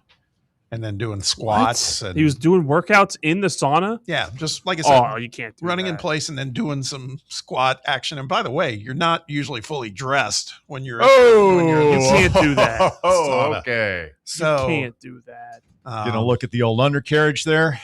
Well, A little more of an eye fold than you hoped for. It's. There's been some. What do you? How do you go in? I go in. Just a towel? No, I actually go in Shorts? Whatever my under layer was. Shirt? From what I worked. No. Okay. No, you're gonna Shorts. sweat like just like your briefs, basically. Mm-hmm. Well, I went to the place with Logan a year or so ago, here in town. What's that place called? DR Vol does that all the time. Where you walk in and like you work out they've got like a bunch of little mini saunas in there, and you work out. And that's Hotworks. Yeah. It was awesome, but yeah, you can't go in there shirtless because they're like women working there and stuff. So yeah. No, I just like I played basketball this morning, and so then I just went in, took the stuff off except my briefs, and then sit on a towel, bring a towel, so you can because like I said, I go about anywhere from 15 to 20 minutes, and then so is he chatting you up while he's doing the squats? And no, stuff? different people, different instances entirely. I'm just saying I've come across a couple recently. What do you like to? Do you wear ear pods? Do you like to just come? Okay, that's what I usually do, and I didn't have them early this morning. I just had my phone. I feel like that would be some good quiet time too. Like you could just kind of just relax, man. Just breathe and it's that's good for you. Yeah, it's kind of a safe place, but it wasn't. So I wouldn't say it's not safe, but it wasn't serene. I think you would be within your right to, and I can't never see you doing this, but just be like, hey buddy, just like, hey man, like I appreciate that you want to connect here and everything, but I've got a limited amount of time and I really want to just get centered here. So if we could keep the chit chat to a minimum, that would be great. I think the easier way is you just exit. You just but then that ruins your sweat. Then I go over to the steam and go over there. I don't prefer the steam, but I'll go over there. So I prefer the steam. Last thing I'll say, there was one dude that went in there last week and he sat, and it was like, I'm not exaggerating, and it was hot in there. It was like 60 seconds, and he was like, yeah, I'm good. And got up and left. And there wasn't any conversation. That's tough. Anything. It was That's a tough look. That you're leaving with your tail between your legs. It was too hot for him, clearly. So in the steam one, do they have the water where you like pour over the rocks and all that? I've seen those. This one, they have a sign that specifically says, do not pour water over the rocks. So, did he say, yeah, I'm good? No. That would have been great. No, he just sat there for literally a minute and then got up and just was like, no. And then just left. He got what he came for, I guess. It is the drive here on Fan Run Radio. The poll is in the field, by the way. Is it socially acceptable to walk or run in your neighborhood without a shirt? Just went live. 3 votes cast. 100% of the audience says yes. I'm getting ready to vote yes as well. Thank you. I think that I feel vindicated. I think your wife and kids owe you a heartfelt apology. Yeah, An apology. apology, Senator. I'm not saying that it's totally Sorry. verboten. I don't know. It's a thinker. Let's put it that way. A thinker. Yeah, it depends on where The man was working out, Bob. He's also the dude that has, Look at him. relieved He's got himself. muscles now. But I'm thinking of Russ's well-being, where the neighbors are like, "Oh, that's the same dude that like relieves himself in front of You everybody." do maybe are the strange dude in the neighborhood, Russ. You say strange. I say secure. Liberated. Comfortable in my own skin. I don't care what people think. Obviously. I don't care. Some Karen in the neighborhood. There are children here. You can't be walking around with your nipples out.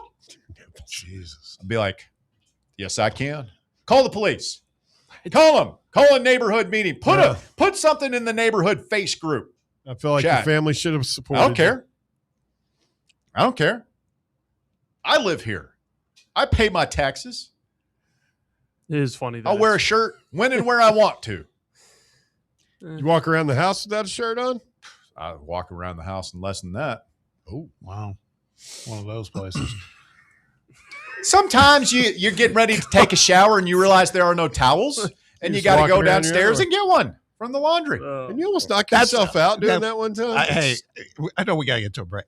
I got another story that kind of now got me thinking about something else. That this was something I encountered back in Los Angeles, and it was about selective artwork in a colleague's house. Oh God! All right. Oh God! That's a good tease. Yeah. These paintings or pictures, photos. Yeah, maybe a little both. Oh, no. All right. Stay with us. It is The Drive, Fan Run Radio. We're back with more right after this. The Drive, the flagship station for Tennessee fans. This is Fan Run Radio. White Claw is taking hard seltzer to new heights with White Claw Surge. At 8% alcohol, White Claw Surge is a stronger wave of refreshment that doesn't compromise on taste. Available in 4 bold waves of flavor like ripe blackberry, citrusy blood orange, zesty natural lime, and tart cranberry. Check out your favorite retailer in-store and online for the White Claw Surge Variety 12-pack and 16-ounce single-serve cans. White Claw Surge. Please drink responsibly. In a world filled with deadlines and screens, sometimes we forget the simple joys of life, days filled with special moments. At Inward Half, we understand the essence of these moments. Feel the difference between our breathable fabrics and flexible apparel as you disconnect from the hustle and bustle and reconnect with what truly matters. Inward Half, simple luxury for on and off the course. Are you ready for the start of a new season? Maybe looking for your team to go on a tournament run? Get game day ready with Crumble. Head on over to your nearest location and pick up 12 pre-selected cookies plus exclusive toppers. When you're looking for dessert options, there's no question about who you should call on. Our listeners already know. Last year, the Dubai chocolate was a home run, along with the brownie batter. Oreo crumb was another crowd favorite. What new flavor will set the standard this season? If you're in the Knoxville area, there are 3 locations ready to serve you: Clinton Highway, Parkside Drive, and Maryville. Download the Crumble app to build your best lineup and vote on the best combos. You can even put your bid in to request a new flavor. Order in the app and slide on over to your nearest location. Tell them Fan Run sent you, and as always, it's for the fans, by the fans. Don't miss the cookies. Vol fans, reimagine your home at Broadway Carpets and Flooring for any remodeling or building needs. With a variety of carpets, rugs, hardwood, vinyl, and stone, Broadway has all the flooring and installation options you're looking for, including pet-resistant products like Pet Perfect Carpet from Shaw Floors. Visit their showroom in downtown Knoxville or the location in West Knoxville located on Kingston Pike near Pellissippi Parkway today. Hear that? That's the sound of your life. Perfectly imperfect. Beating in rhythm to the world you've created. But every time you drive after drinking, music gets drowned out. Your life sounds pretty great. Don't let a buzz ruin it. Buzz driving is drunk driving. Don't drive buzzed. A message from NHTSA and the Ad Council.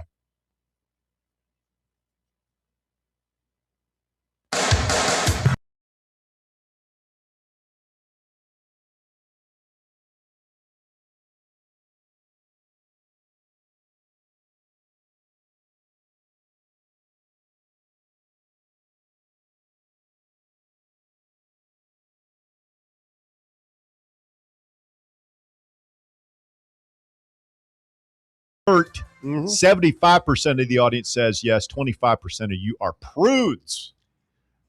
Prudes, I say. Well, again, now I'm thinking running with your shirt off could also be construed as, hey, what's that guy doing? Well, I also say Depending upon how the run exercising, Bob. Russ is exercising. What if he's scurrying in some way that looks really, really sketch? Like I'm running away from something? Like I've just committed some sort of felony and I'm trying to get away from the authorities? Russ run? It's all perception, but yeah. No, I have not seen Russ run.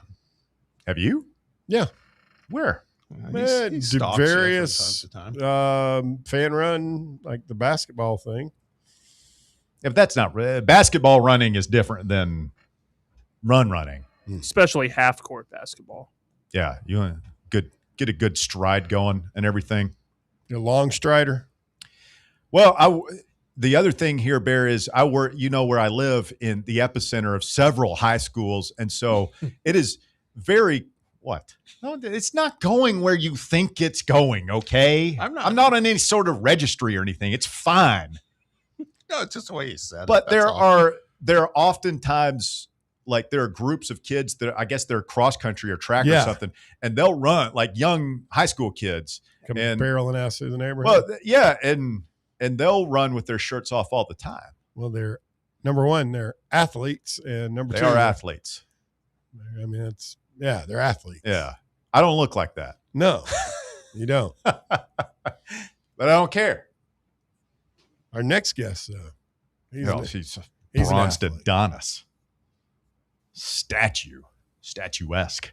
Logan Quinton joining us. His appearance is always presented by Crumble Cookies. Logan, what do you think? Running shirtless in your neighborhood, is that okay at our age? You can pull it off. Absolutely. I say go for it. Did you say if you can pull it off, or you're saying Russ can pull it off? I got faith in Russ. He's got a lot of confidence, and perception is reality. Swagger, some would say, Walker. Or well, I mean, the reality is that he is a skinny guy, but he's got a little bit of a pot belly. Perception's the operative word there, because again, perception works both ways. So that is true. LQ, good afternoon. I know this is a big weekend in your world with the Major League Baseball draft starting tomorrow. We're looking at a couple of volunteers that are hoping to have their names called. We're looking at some commitments, both from the portal and the realm of high school baseball, that are going to have their names called. And it's just a matter of how high do they go and whether or not they want to come to Tennessee to play baseball next year. What has your eye? First of all, let's start with this. Rock Chalowski, a lock at number one to the White Sox? No, I wouldn't say a lock. And, right now is the time period when we're within 24 hours of the draft happening. I'm anxious to see this evening tonight if some stuff starts to trickle in, because leading up, like this week, into this weekend, kind of split. I mean, the industry seems to lean Chalowski, but my gut feeling for a while now has been Emerson. And I know a lot of, there's multiple outlets that are going that route. From my understanding, I heard a couple of weeks back that there's a difference in opinion in terms of what the GM for the White Sox wants versus the scouting, what the scouting department is telling Gets. And so it's, who wins, if that's true, who wins that battle, whose voice is biggest, what route did they want to go? Obviously with Cholowski, it's a pretty safe floor. He can be a fast mover through a system. White Sox, historically, in recent years, they just kind of try to rake in those up the middle players, shortstops, and guys that they can move to third base or center field. And it's the South Side has been in a rough spot for a while, but we can see how that method is coming to fruition this season. They're having a very good year, and I don't see them changing course. It's going to be one or the other. And right now, I've got for transparency, I've still got Emerson Mock number one, but obviously wouldn't be surprised if they go with the college shortstop. Is he, Logan, is he any relation to Colt Emerson, who's the prospect that's playing for Seattle now at shortstop? Is that just same last name? No, same last name. Okay.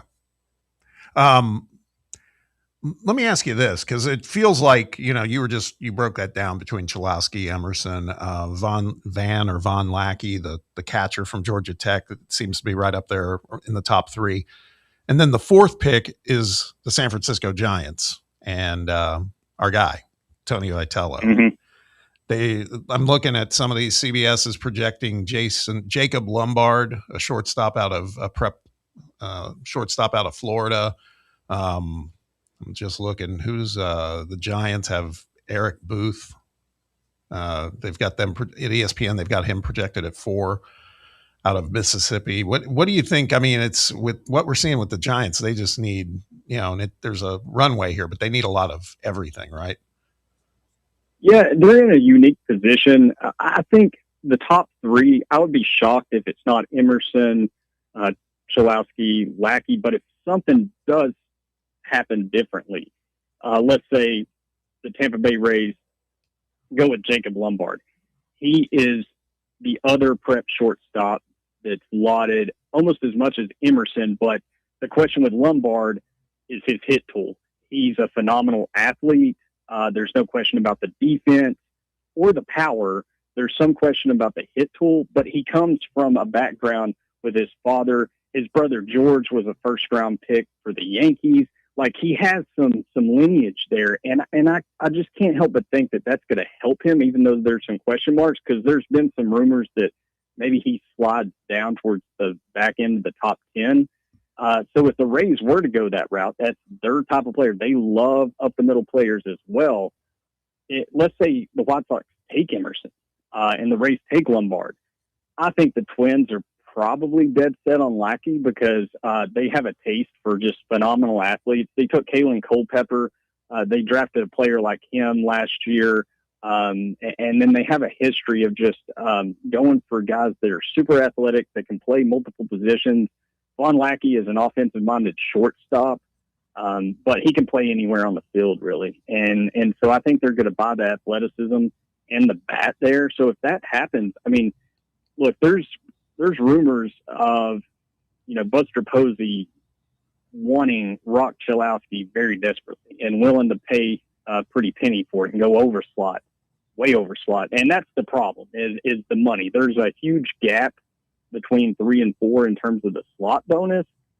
So I think Posey, that's his biggest problem in bringing Cholowski to San Fran. But if the top 3 lays out, like I just described, then they've got their guy. But yes, to your point, I've heard Jackson Flora mentioned here, EJ Booth as well. I think it would probably be one of the 3 names between Booth, Flora, Cholowski, and, maybe a Jacob Lombard. Logan Quinton with us this afternoon. His appearance presented by our friends over at Crumble Cookies. Check them out online, crumblecookies.com. We'll tell you about the menu coming up here in just a bit. Logan, I'm seeing a lot of Tegan Kuhn's projections of him getting drafted in the first round. Are you pretty confident in saying that he will be the first current Vol selected tomorrow?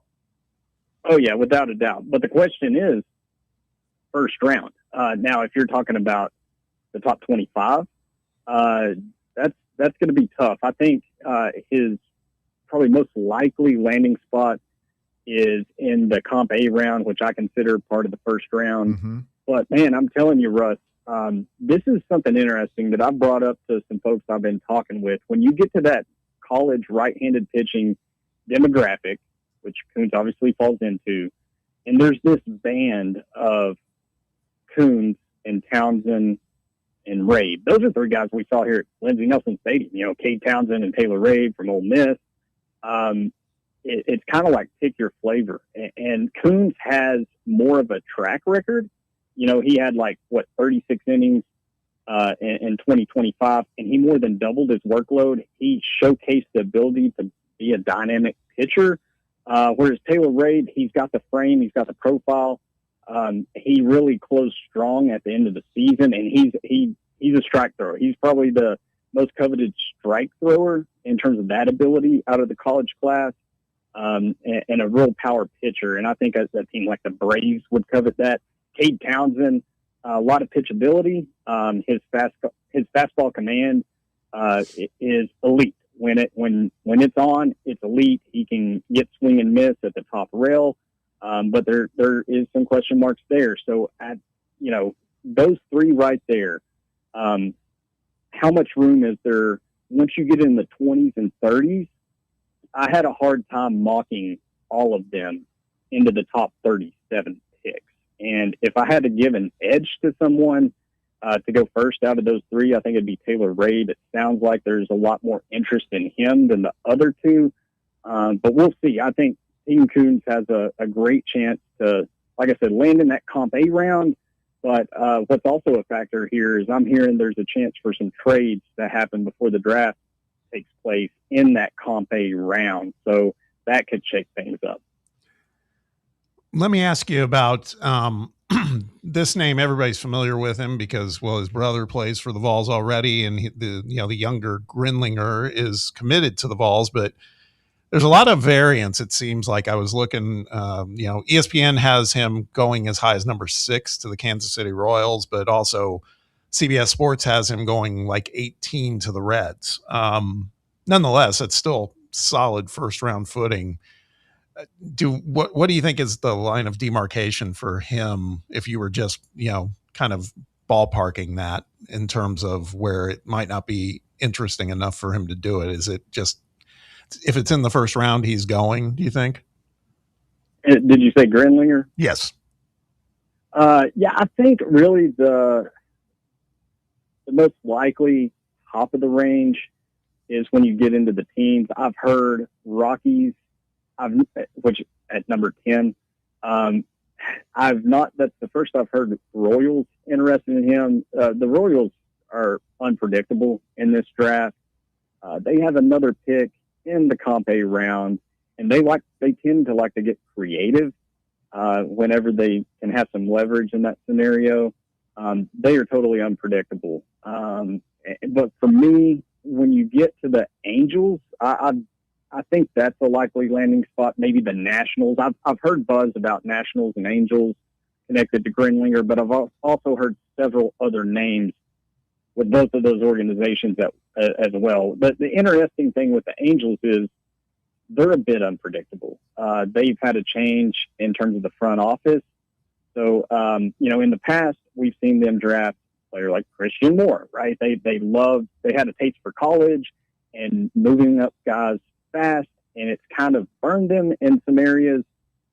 Will the new face of the front office take a different approach? And if they do, I think it is Grinlinger, but I've also heard college guys mentioned, like a Chris Hakopian or something like that. So I think when you're talking about Grinlinger, look, I had Joe Dole on the podcast this past week. He said, look, if Grinlinger does not get top 20 money, he's probably going to be at Vol. And so I think that's going to be the sweet spot in terms of where Grinlinger might land. It's kind of in the teens and teams like the Washington Nationals, the Angels. Once you get closer to the 20s, I'm not so sure. Maybe the Reds or something like that. But I definitely think someone is just not going to pass up the opportunity on the prospect. And it seems like that the organization that does draft Grinlinger will likely take the hitting path with him. But who knows? If it's an open-minded organization, they can take this player, put him in the complex league for a couple of years, give him the two-way path and see how that develops. But at the same time, to Joe's point on the podcast, this kid could be a 19-year-old going into the, his next draft eligibility if he comes to Tennessee, so that like he won't lose a ton of leverage in terms of being that older player label if he does come to Tennessee and then, take his chances in 2029 or whatever. I'm just going to file that answer under the Dumb and Dumber. So you're telling me there's a chance. There you go. We'll wait and I'll see. tell you this, like Condon, you can put a stamp on it. Like, he's that's gone. what I've heard. Like, it's a table setter that has a lot of strong tools, doesn't do anything. He may not have a double plus grade on anything once he gets to the pros, but he's just he does everything so well, can play multiple positions, strong arm, really good bat from the left side. And yeah, it seems like just who's going to take Condon? Somebody is. I've heard a ton of teams mention targeting him, but Grinlinger, go ahead, just cue the Dumb and Dumber. All right, Logan. So I want to get to the transfers that are committed that might go, but since we're on the subject of high school, let's just go ahead and look at that real quick. Any other high school commitments that Tennessee has? Obviously, Grinlinger and Condon have always been long shots, although we'll leave the door cracked open for Grinlinger. What about the other guys, Coninger, some of the pitchers that Tennessee has committed that will be sweating it out this weekend? Caden McCarthy, that's one that I've been told that you can kind of put him up in the same category as Grinlinger. And he's a pitcher. The righty from Vermont. Joe was telling me that going into the combine, there was a chance, pretty decent chance he could land on campus. But after the combine showing, it sounds like that McCarthy's going to be wanting second round money, and he's not going to have any problem getting that. So I would love.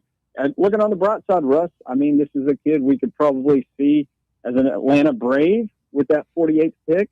I'm digging that. So a little bit of optimism there. But as far as the others, Sean Sullivan, I think bit of a toss-up. Now, Cole Kininger, you mentioned him. I think he's going to land in Knoxville.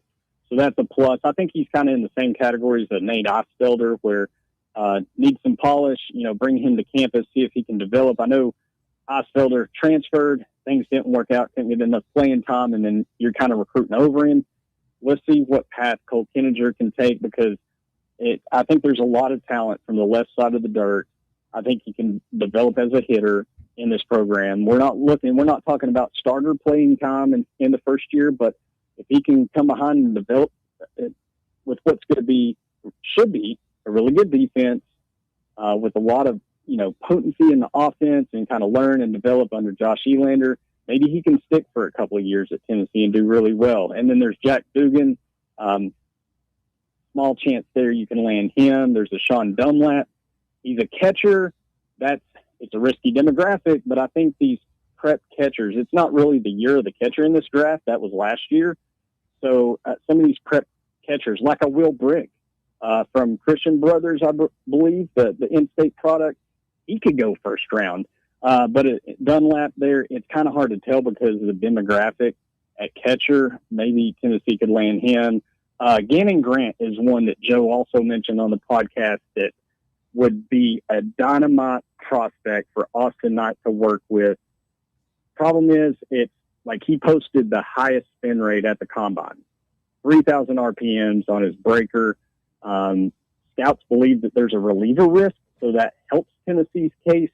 That's going to be an interesting one to watch, because if that type of arm come to Tennessee and work with Austin Knight, who has a specialty for helping pitchers just pitch, not throw gaps or what, like learn how to pitch and develop those breakers, that would be a phenomenal addition to Tennessee, and I think it could happen. Logan Quinton, the Cookie Man, with us this afternoon. All right, so that's a pretty talented freshman class that Josh Elander has brought in.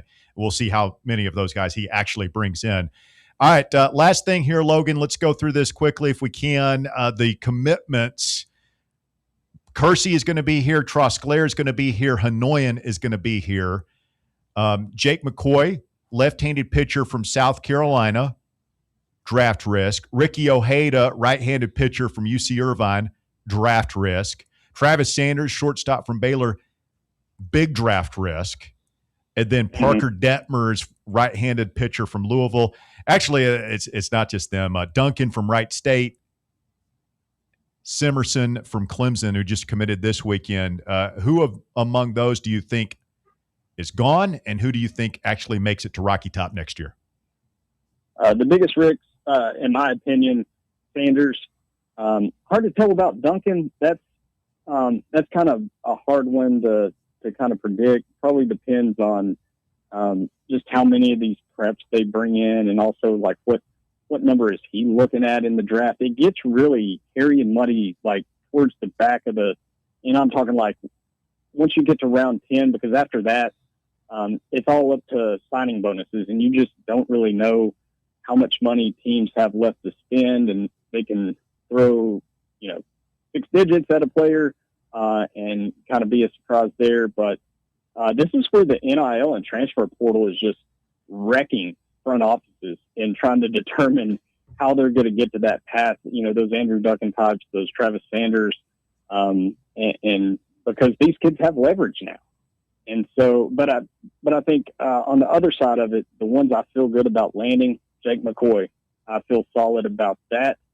It sounds like unless he gets second round money, he's likely a Vol. Feel really good about Ojeda. I think you land him. Detmers, I haven't heard anything on. That may be a tricky one just because of the lineage with his brother, and that's a baseball family. And I just don't know. Like, teams could be willing to buy the frame, even though it's a small sample size and you got the injury. Organizations still could be willing to buy the frame and say, hey, there's some lineage here. Let's just go ahead and buy the talent. But there's a number, and we don't know what that is. So, but going back a few weeks, I told you out of those pitchers, McCoy, Ojeda, Detmers, if you could get 2 or 3, you're in a really good spot. Yes. And I think they absolutely get McCoy and Ojeda.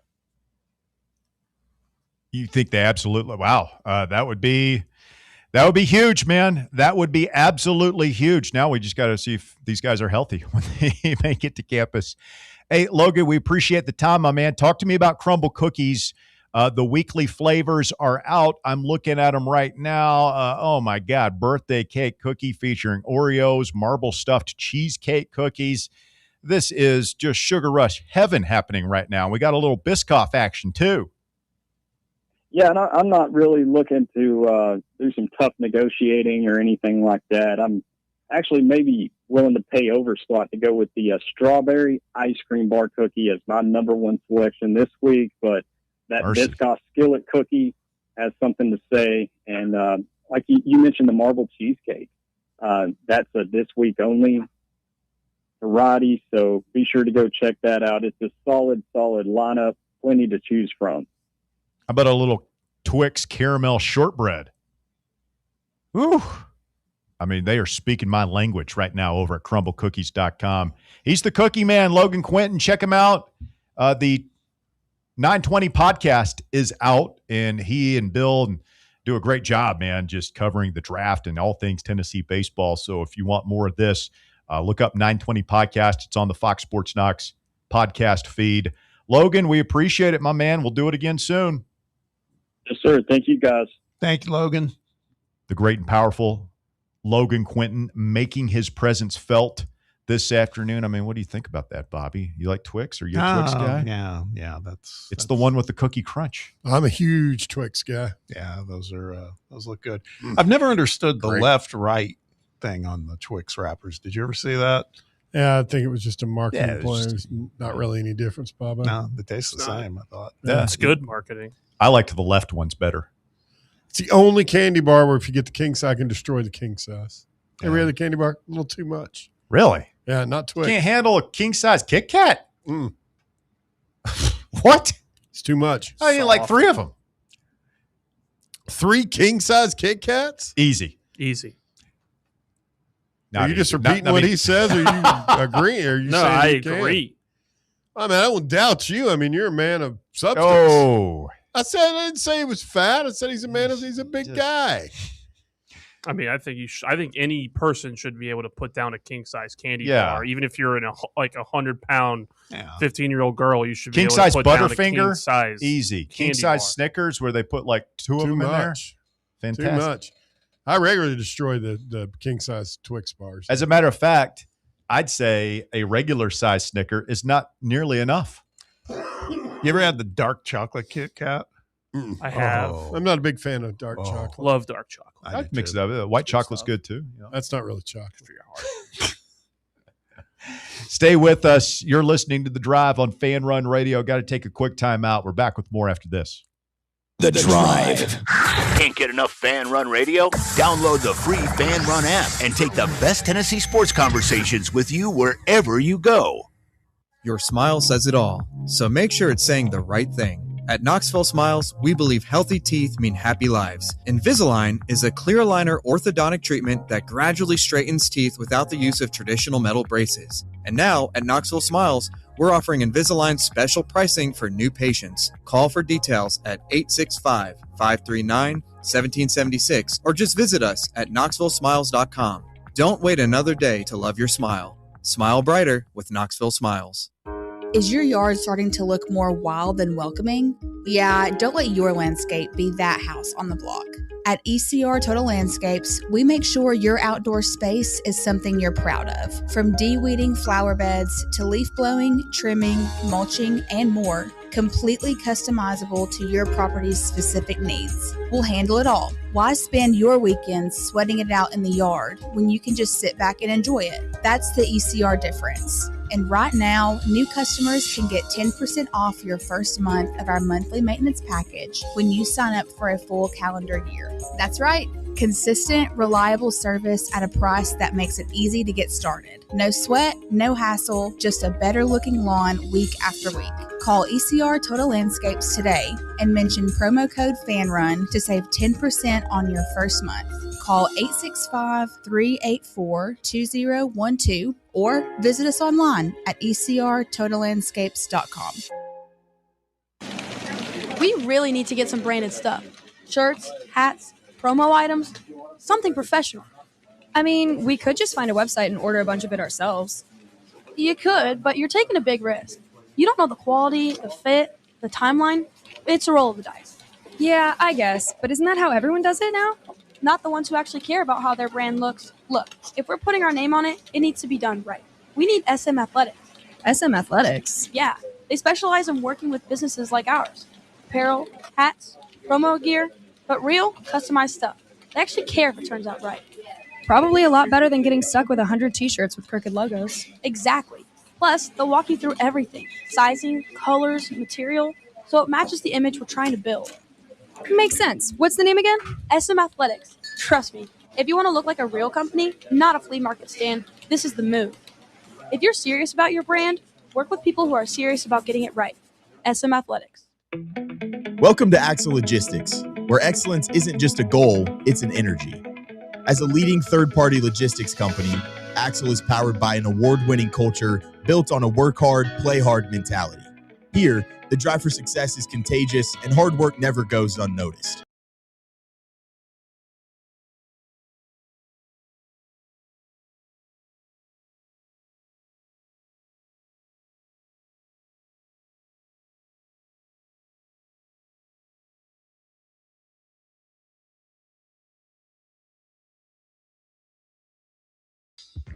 Logan Quinton, Bear, what did you learn? He knows a lot about baseball, more than I could ever learn. I was watching Nate. Yeah. man. Oh. You guys watch basketball over there, Walker? I'm watching it too. He's watching World Cup. How about that late winner from the Spaniards? Still 7 minutes left. Still time. So anybody but Argentina is my motto now. Really? I don't like Argentina. He doesn't like Messi. He's a hater. No, he acts like he's the greatest that ever played the game, and that's patently false. How does he act like? I feel like he's the most unassuming superstar compared to Ronaldo. Well, he's a pretty boy. Like Messi doesn't put on at all. Like he just shows up and dominates. That's his thing. It's mainly just because Walker just fawns over him all the time. So you don't like Messi because Walker likes him? Because Walker's like a super fan. I just think he's. You understand how psychopathic that sounds? You also think LeBron's a GOAT, which is I said false. I said I go back and forth on that. Back and forth. I mean, I don't know anybody in my life who bases their personal opinions on things based on other people's opinions of those things. And you just have like your own thoughts. And he's just obnoxious about it sometimes. All right, that's not. I don't believe that's true. Oh my God. 865-966-3435, your phone number. If you want to get on the show this afternoon, we would love to hear from you. Setting up a big third and final hour. We'll see if we can nail the dismount. I keep messing up mixing Walker and Logan. Mm-hmm. I called Logan Walker 2 weeks in a row now. It's weird. And now I'm calling Walker Logan. Logan is much more bullish on some of these guys getting to campus than I am. Yeah. I'll have to believe it, see it to believe it with Ojeda and McCoy. Well, that would be huge. I mean, I feel like I put more faith in basketball what Logan thinks than you, whether or not they're going to make it here. Basketball? Baseball. What has happened? No, I mean, I hope he's right. I hope I'm wrong, but everything I've seen, it seems like McCoy is probably the biggest draft risk of the transfers. I just heard there's a chance for Grindlinger, and that's all. Yeah, that's big too. All right, stay with us. Hour number 3 of The Drive coming up. It's Fan Run Radio. The Drive. Fan Run Radio, where Big Orange Country comes to talk sports. Start your morning off with your daily dose of talk sports with John Reed and Cody McClure from 8 to 11. Then it's Tony Basilio from 11 to 1. The Playbook with William Pattison from 1 to 3. And The Drive from 3 to 6. It's 10 hours of hard-hitting local sports radio every day, right here on the flagship station for Tennessee fans. This is Fan Run Radio, Knoxville. It's beginning to look a lot like Christmas. Oh, sorry. Getting in the mood because this Saturday is Christmas in July at Covenant Health Park. But your Knoxville Smokies have great promotions all week long. Like all-you-can-eat Wednesday, Knox Vegas Thirsty Thursday with half-off draft beers, fireworks on Friday, then yes, the big man himself on Saturday. We end the week with our day game of the week. It's a week full of fun at the ballpark. Get your tickets now at SmokiesBaseball.com. Smokies! Citizens National Bank. Life is more fun with a Good Life account, offering extra benefits, including bank travel. Experience the trip of a lifetime to Ireland. Explore rolling green hills, historic castles, and charming villages across the Emerald Isle. Get in on the fun. Call 865-429-7935 today. Citizens National Bank. Banking never felt so good. Member FDIC. Are you thinking of buying a home but don't know where to start? Well, call VFL Josh Travis, your local mortgage expert with Foundation Mortgage, based right here in Knoxville. Whether it's your first home or your forever home, he'll keep the process simple every step of the way. To get started, visit mortgagebrokerjosh.com or call 423-312-9777 today. Foundation Mortgage Company, LLC is an equal opportunity housing company. NMLS number 1387311. Running a business, coaching a team, planning your next big event, you need more than just gear. You need SM Athletics and Logo Solutions. Custom uniforms, branded apparel, promotional products, done right, done fast, and built to show off your brand with pride. From local businesses to high schools to major universities, SM Athletics is trusted by winners. Get real service, get real quality, get noticed. SM Athletics and Logo Solutions, where your brand comes to life. Visit smathletics.com and let's build something great together. Blackford Veterinary Surgery Referral specializes in surgeries not regularly performed by your pet's general veterinarian. They're currently accepting referrals from vets all across the country. With their newly renovated state-of-the-art surgery center and highly trained staff, clients can rely on professional and thorough care. If your vet says that your pet needs surgery or rehab, ask for a referral to Blackford Vet and let them get your best friend back on its feet. Located conveniently in West Knoxville. For more information, visit blackfordvetsurgery.com. You're listening to FM 105.7 and AM 1340, WKGN Knoxville, and W289CU Knoxville, Fan Run Radio. You served behind the desk. You served in combat. You did 4 years and got out.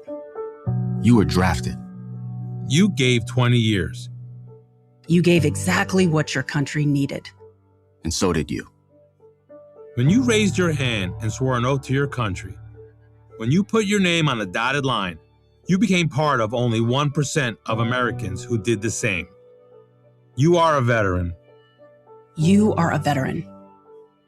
You are a veteran. Because no matter when, where, or how you served, you made a sacrifice for your country, and you deserve support. If you're struggling with life after service, don't wait. Reach out. Reach out to a loved one, to a fellow veteran, to VA. Find resources at va.gov/reach. Brought to you by the United States Department of Veterans Affairs and the Ad Council. It's time for The Drive's Top 5 at 5. Quitting time on your Friday, 5 o'clock here on Fan Run Radio. Congratulations, you have made it. The weekend starts now. I'm Russell Smith. Thank you for tuning in to The Drive. See if we can nail the dismount here for you. Well, it's been a fun week here at Fan Run Radio. It begins with the top 5 at 5. A quick look around your world of sports with Walker Smith. Thank you, Russ. At number 1, Athlon Sports 2026 preseason All-SEC teams. In those, 11 Tennessee players were named across the 4 preseason lists. Offensive lineman Wendell Moe Jr. was the only Vol to make the first team. Moy. Excuse me. Don't let it happen again. Sorry. Sean Bishop, Braylon Staley, and David Sanders, Ty Redmond, and Amari Campbell all made the second team. Arian Carter was the lone Vol on the third team. Mike Matthews, Ethan Davis, Sam Pendleton, and Xavier Gilliam all made the fourth team. Were we surprised? At least maybe I was. Gilliam. No, not even that. Arian Carter at third team. Yeah, that's what I was going to say. It seems. I mean, he hasn't played as much as all these other guys because of the injuries. Yeah. So double turf toe last year. Yeah, I mean, I think we probably value him a little bit more than others. His health is a critical factor this season. It's critical for Tennessee's defense. Like, I've heard that he's recovering and they're starting to turn him loose and everything. But I mean, he had the surgery, I think, on one, if not both feet. Yes. And so that's when you're a football player and you're putting that kind of wear and tear on your feet, sticking in the dirt, twisting, guys stepping on, like all the things that happen to a linebacker. It's just like, oh man, I hope he's able to stay healthy this year because there's no doubt, like, he's a physical specimen. Tennessee won a high stakes recruiting battle against Alabama for him. We've seen the flashes from him at Mississippi State. He had like 15 tackles or whatever in that game. And we lost something when he wasn't out there. That was a big part of our defensive struggles last year. So, yeah, I mean, I'm just happy to see him getting some recognition out there. And then the other 10 guys, I mean, we need our stars to be stars when you talk about a team with quarterback concerns, such as they are. Yeah. So it's good to know that there's other players on this team that are highly thought of. Yep. Jesse Perry, that's interesting for a guy that's a relative unknown this time last year. Ethan Davis. Pendleton. Yeah, I mean, a lot of people wondered if he might be recruited over. Maybe. I guess not. If they're expecting him to start, at least Athlon Sports. Offensive line should be good, man. It should be one of the best in the country if you look at the preseason rankings. Yeah. Depending on how much you care about those. A lot of people in our fan base owe Glenn Ellerby an apology. I'm sorry. An apology, Senator. Yeah. At least on paper. I mean, all he does is put out 1,000-yard rushers, 2,000-yard rushing offenses, 200-yard-a-game rushing offenses. Quarterbacks generally aren't getting beat up, taking big hits, and yet all our fans want to do is whine about it. I don't get it. Never have. At number 2, multiple Vols will be involved in upcoming NBA Summer League action today. Nate Ament is playing right now with the Bucks against the Heat. Kennedy Chandler and the Bulls will take on Jemai Meshack and the Grizzlies tonight at 8 p.m. And Tyreek Key will play for the Raptors against the Celtics. Tyreek Key. Still doing it. Let's go, Reek. The San Antonio Vols play tomorrow night. Nate changed his jersey number. Yeah, Baron, what was his number here? 10. 10. Okay. I couldn't remember. He's 15 now. Yeah. It's had to be done. You watch a lot of NBA Summer League, Bob? I did watch some last night. I was fascinated with that Utah-Washington game to see Devonta and Darren Peterson. How'd it go? It was good. Those guys balled out. And Felix played, and Jonas Adu. It's out there playing. 8 points and 5 boards for Good Jonas. for him. Do people watch this? Does it do ratings? I think it What's does. it comparable to? Like a I don't know. I mean, It's got to be the hardest of hard. like cores. Fresno State versus maybe Oregon State on.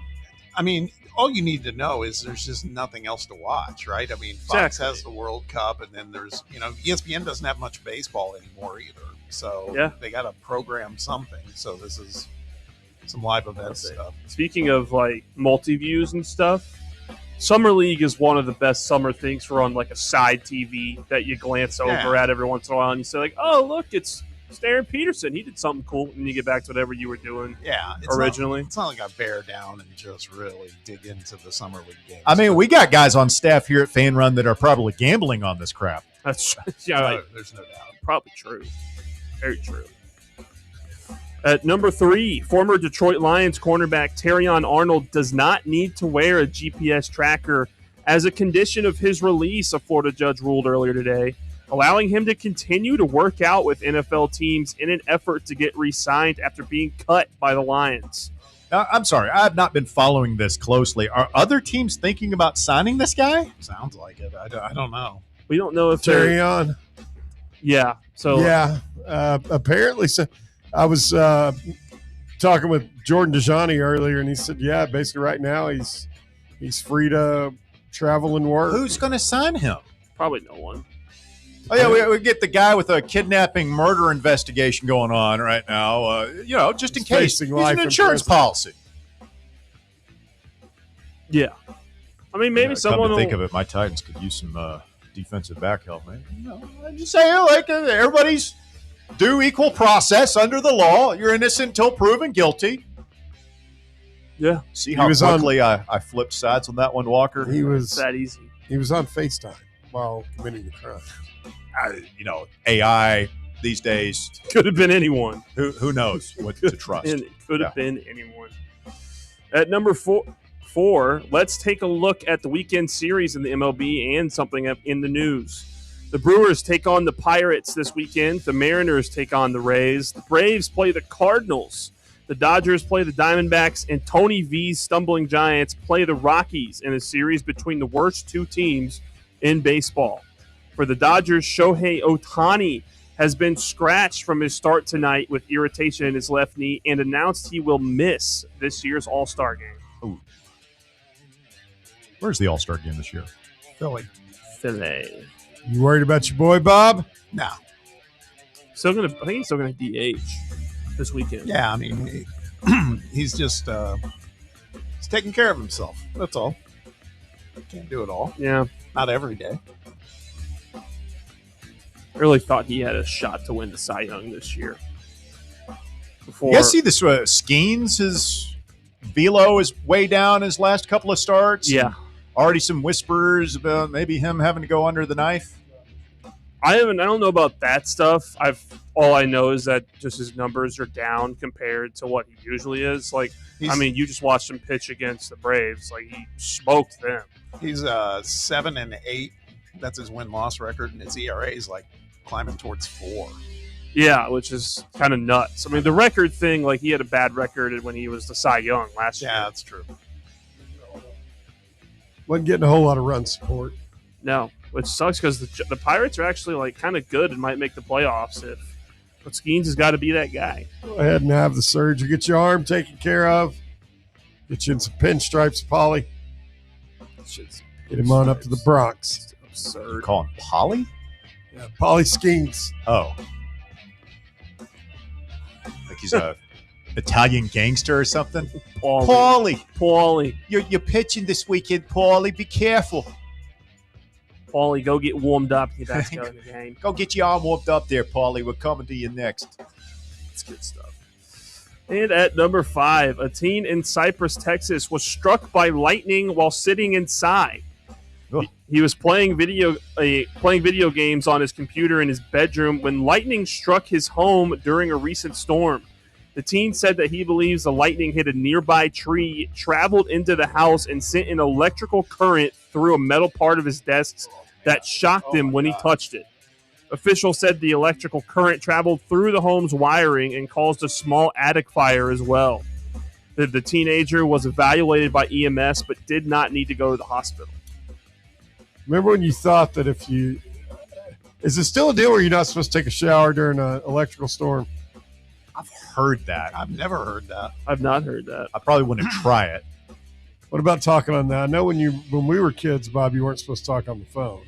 I'm always worried about doing this during radio. Like, what if something struck the building? Does it come up through the microphone and zap me in the face? I don't worry as much now that we're not. I worried about it a lot more at the old place. I also feel like you don't see weather vanes on houses much anymore.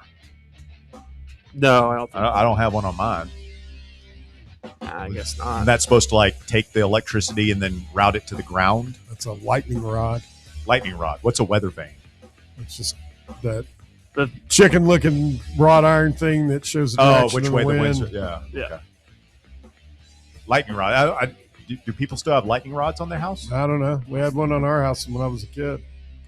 Maybe not. Maybe still out in like rural areas, but not in like suburbs and those types of areas. I feel like maybe a lot of those are on like telephone poles and stuff like that now. You ever been struck by lightning, Walker? No, I can't say I have. I've come close, but scare you?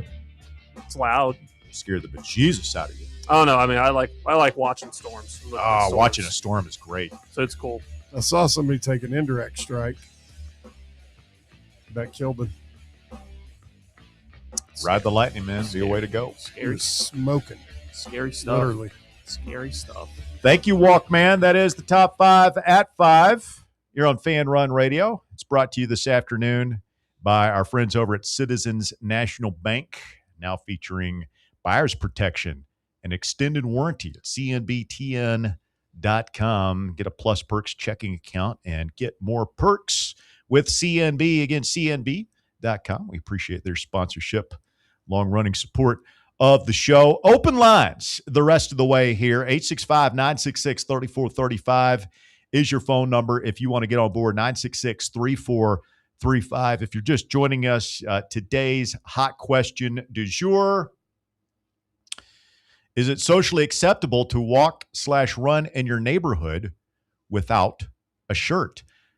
The polls tightened a little bit. This is not the runaway that we thought it was going to be when 100% of the first 10 or so people were saying yes. 66.7% say yes. 33.3% say no. Haters. No, just people with some thoughts. Oh, what does that mean? We've all got thoughts. Yeah, but they're not just going to succumb to. They Yes, they are. What are they going to do? They're going to grab me off of the street and force a shirt on me. This isn't Afghanistan, Bob. There's no Taliban here. Ain't nobody grabbing on Russ. Show them the muscles again, Russ. I'll walk down the street. Look at Everybody's that. going to Look see. at that. Everybody's going to see. No, I won't. You jealous? No. Huh? No. No. I'd leave all. They'll leave all that to the police. They'll to the police. Yeah, The They gonna call him. Forget what they calling the police. What are they gonna tell him?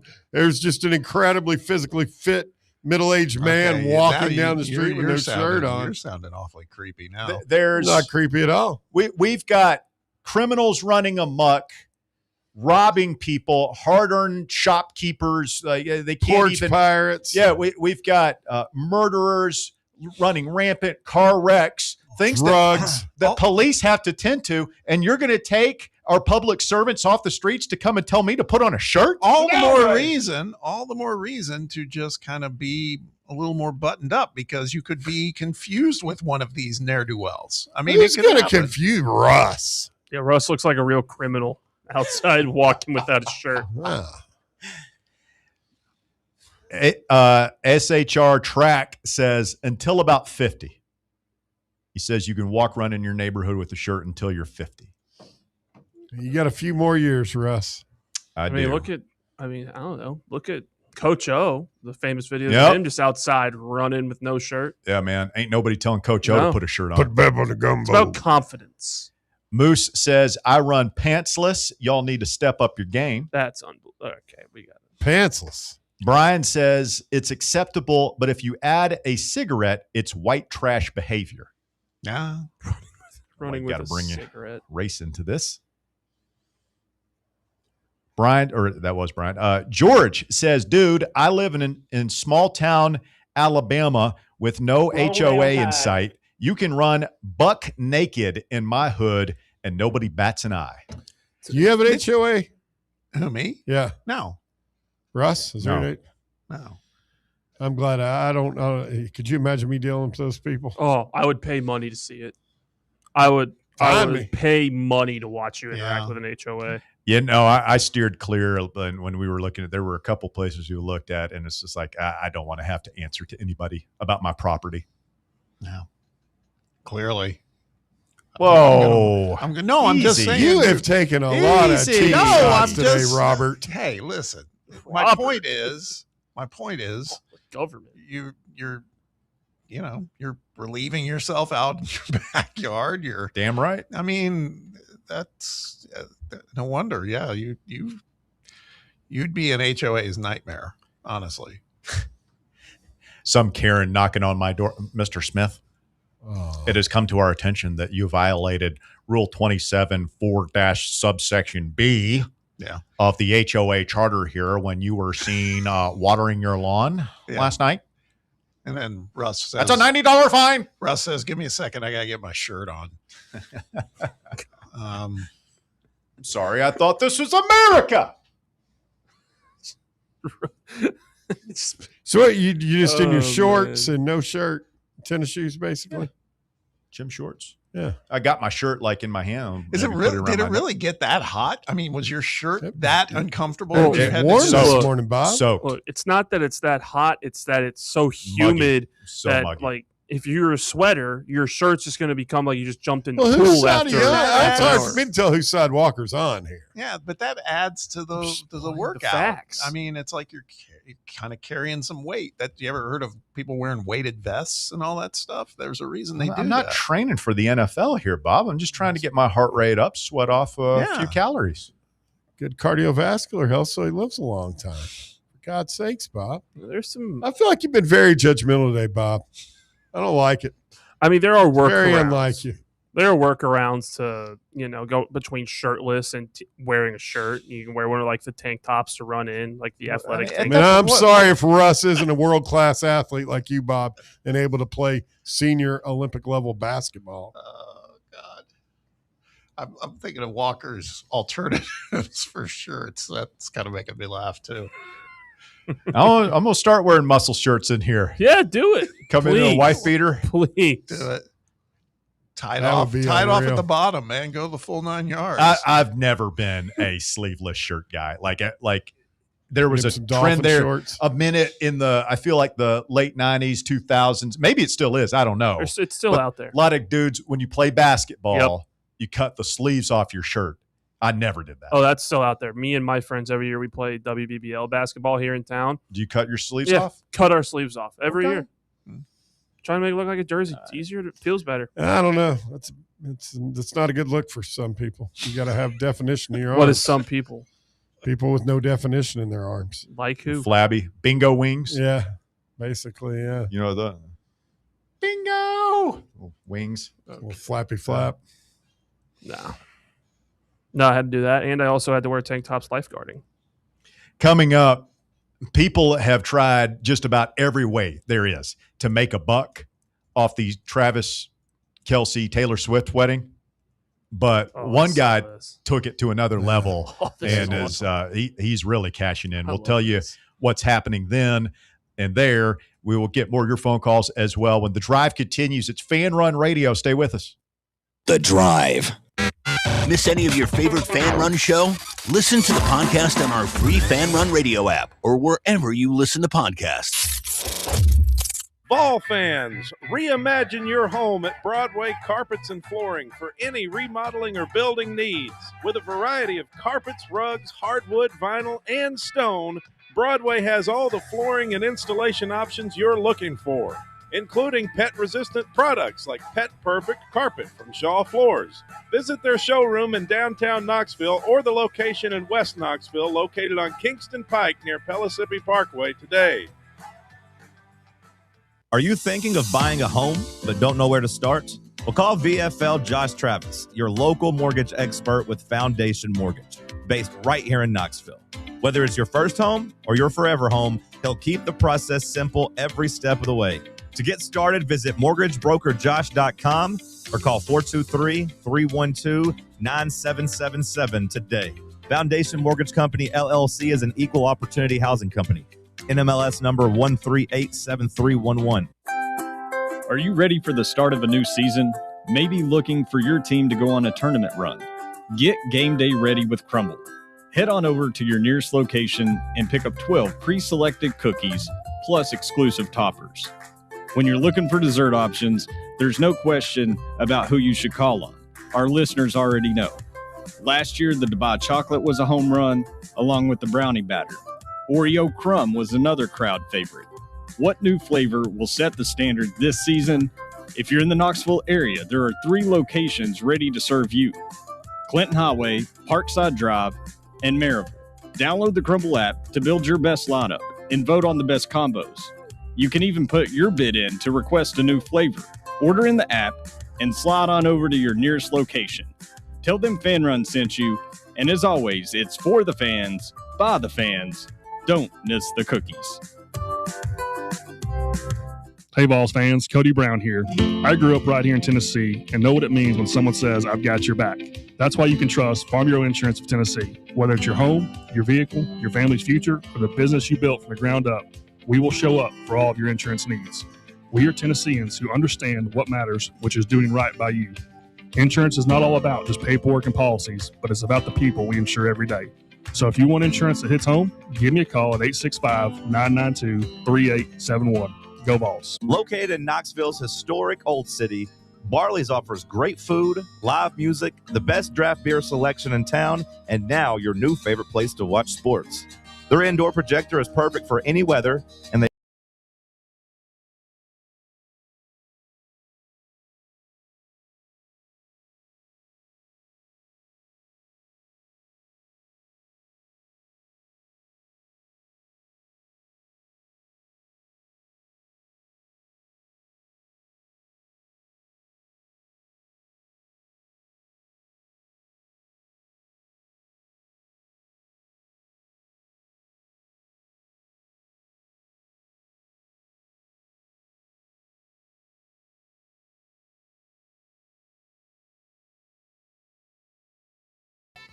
united in holy matrimony, and it's been a week. Can't wait for the divorce, but so Congrats. far. Why are you such a negative hater about the I love celebrity divorces. The all-American love story that is Taylor Swift and meathead Travis Kelce. I love a good divorce, good celebrity divorce, man. I hope it gets really acrimonious. I hope they start sniping at each other in I hope public. they stay married for the next 50 years. It's awful, Russ. I just love a good train wreck, man. I'm sorry. It's kind of fairy tale, if you ask me what's going on there. It's great.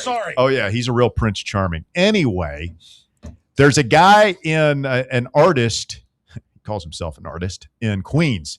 Justin Gignac, I guess. I don't know how to say that. But anyway, he went out and collected the trash. He waited at like Madison Square Garden for the trash to come out. And then he took it home from the wedding and put the trash, the garbage from the Swift-Kelsey wedding inside small acrylic cubes and is selling them for $25 a pop. He sold out within 24 hours. Now, Bob, I understand like the Taylor Swift fans in particular, they are fanatical on like a different level. They call them the Swifties. I understand. Are you a Swiftie? Yes. I'm what? Don't lie. No, my wife is, but I'm not. I'm indifferent. So you get in the car, go out to dinner with the missus. She make you listen to that? Never, ever, ever getting back together. No, I do like that. She's a banger. She's a hell of a songwriter. You are a Swiftie, aren't you? No, it's okay. To admit it, Bob. I respect like what we like. I respect her game. I'm not. I don't have any of her. Would your wife for $25? No. Really? A cube with some garbage from?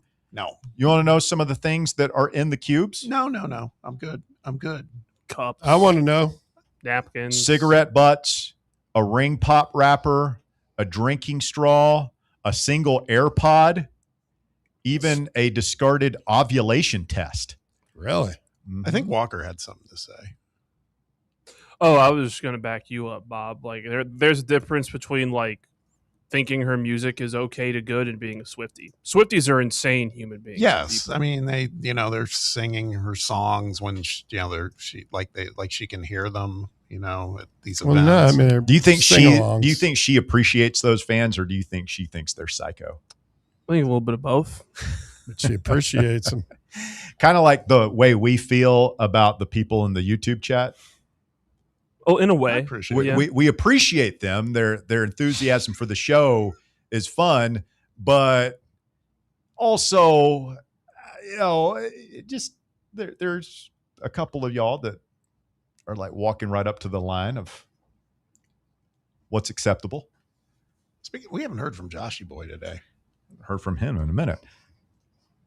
Speaking of right up to the line of socially acceptable. 865-966-3435, your number. I mean, on one hand, people are so dumb, stupid. On the other hand, like, what an idea by that. He sold them out, man. $25 a pop, little acrylic cubes. I guess he does have to mail them. A lot of work. Yeah, entrepreneurship right there. Yeah. And you got to make the cube and good for him. Deal with this. Imagine you're making those acrylic cubes. It's if got he sold that, stench. He sold out at $25 a pop. He's probably kicking himself. He probably should have charged like 50 or 100. So I wonder, like, how many did he have to sell? I wonder. Like, it wasn't like, was he able to get enough trash to make like, I don't know, 25 of those or something like that, or was it like 100 that he sold out immediately? People buy literally anything. You remember, was it Sydney Sweeney or like Gwyneth Paltrow or somebody who was selling their bath water? Or no, that's crazy Gwyneth Paltrow had the candle that, scented candle that smelled like her, At least hoo-ha. That's, Bear, we get it. God. You could have left it at, I just want to make sure. I get it. You're thorough. But at least that's a candle. It's like it's an actual thing. Who knows what it smells like? I don't want to find out. But the bathwater thing, like, you don't even know if she's probably just got somebody with next to the tap with a bunch of vials, just like filling up with water and mailing it off to these idiot dudes. That's utterly disgusting. Now, there are some coaches that I think that there's some national media guys would absolutely buy some coaches' bathwater. Oh my! Pour it over themselves. Like who, Bear? I don't want to name names. Go ahead, Bear. Come on. Yeah, you want to. We got into it. We had a Twitter beef over it. I called him Marty Two Straws. Said he sucked down Saban's bathwater with 2 straws. He told me to go to hell. Who? Who? Marty Smith? Yeah. Marty's a good dude. You went after Marty Smith? Nice guy Marty Smith? I don't like him. Well, clearly. Roll down Tide.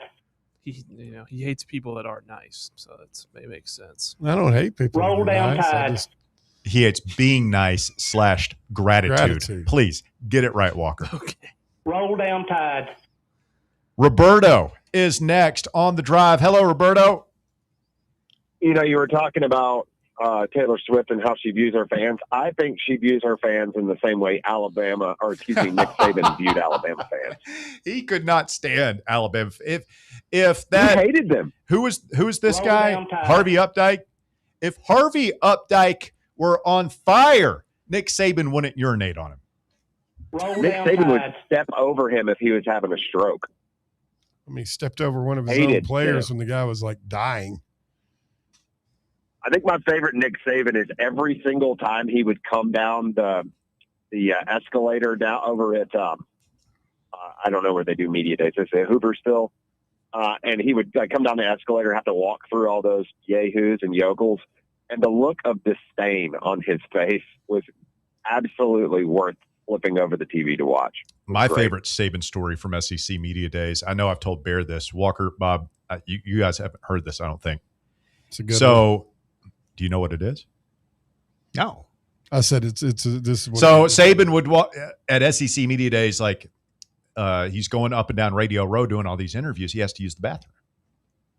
So he has a guy, I guess from his sports information staff or something, come in and clear out the bathroom, the men's room. There's like, it's a big lobby restaurant, like 4 urinals and a couple of toilets. Mm-hmm. And somebody go in there and say, and tell everybody to get out because Coach Saban had to use the restroom. Wow. Like he can wait his turn. You can't be in there.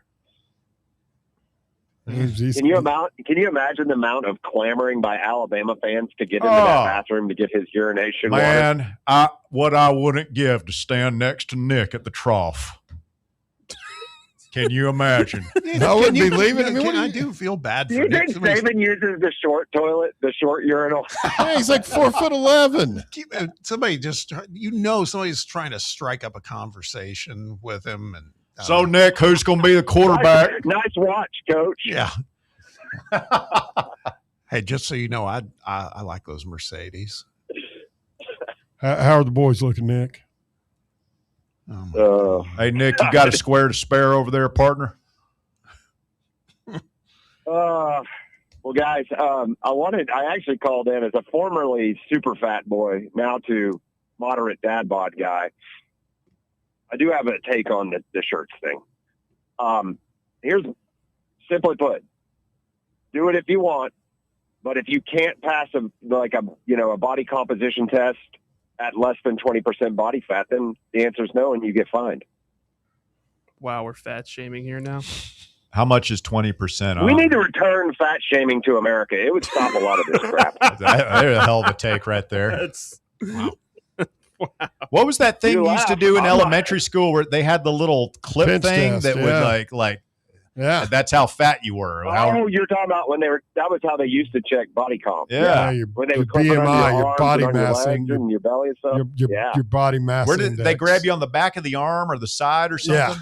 Yeah. It was a tricep. Yeah. They would snap up your tricep. I mean, like, how does your tricep correlate to like the rest of your body? I don't know. They ought to grab it on guidance. your gut. It gives Show you some muscle, guidance. Not a show muscle. It's a good reference point. Yeah. So there it is. I just think body comp. Sure, why not?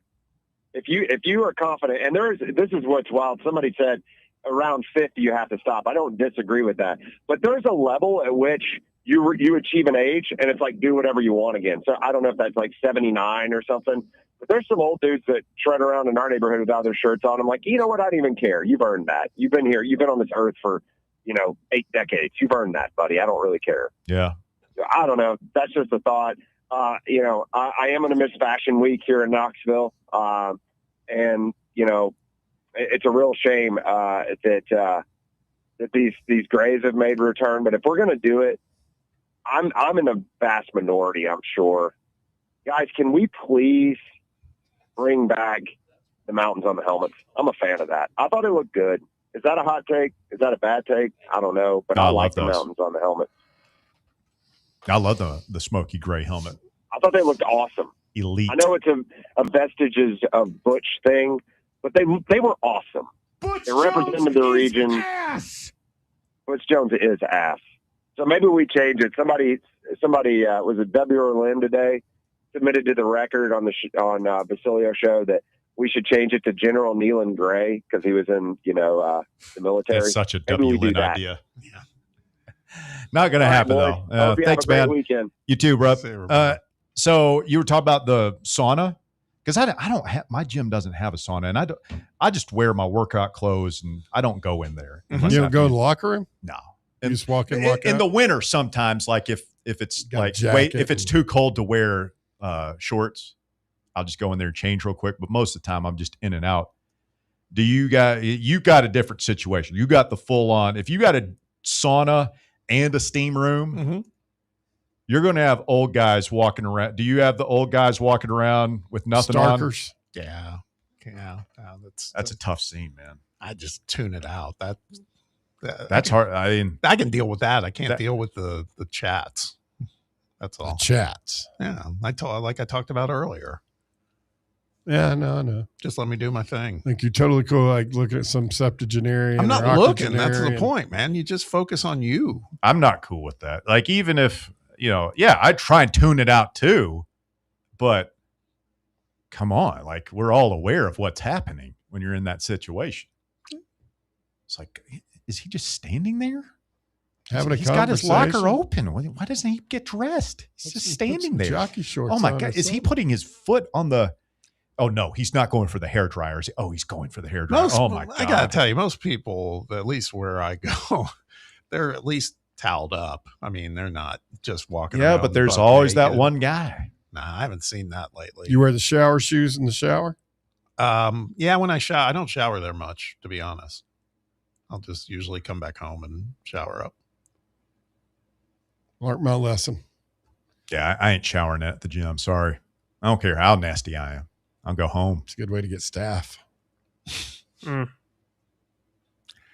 Amongst other things. Yeah. I don't. The gym I go to is pretty healthy. Sound pretty. I might have to go check it You'd out. be surprised, man. I mean, there's not. You make it sound like it's. No, it's third good. world I mean, or I go to a pretty basic one. I mean, it's not third world, but it's pretty basic. We don't have basketball, pool, sauna, any of that stuff. It's just weights and workout. Cardio You go to a machines. country club gym or no, just a chain gym? It's a it's Health club? tied in with it's in the medical system here in town. Oh, okay. You got a pool? Yeah. Indoor? Indoor and outdoor. Wow. Hot tub? Yeah. Nice. I miss going to a gym with pickup basketball. Would be cool if we could find somebody who goes to Bob's gym and just pay him money to chat Bob up in the sauna. I'll say Walk around with no clothes on around It's Bob. a good investment, Barry. You should totally pursue that. I want to one time to go play basketball with Bob. Just one time out in the wild. I feel We like played it'd be with him so last cool. year.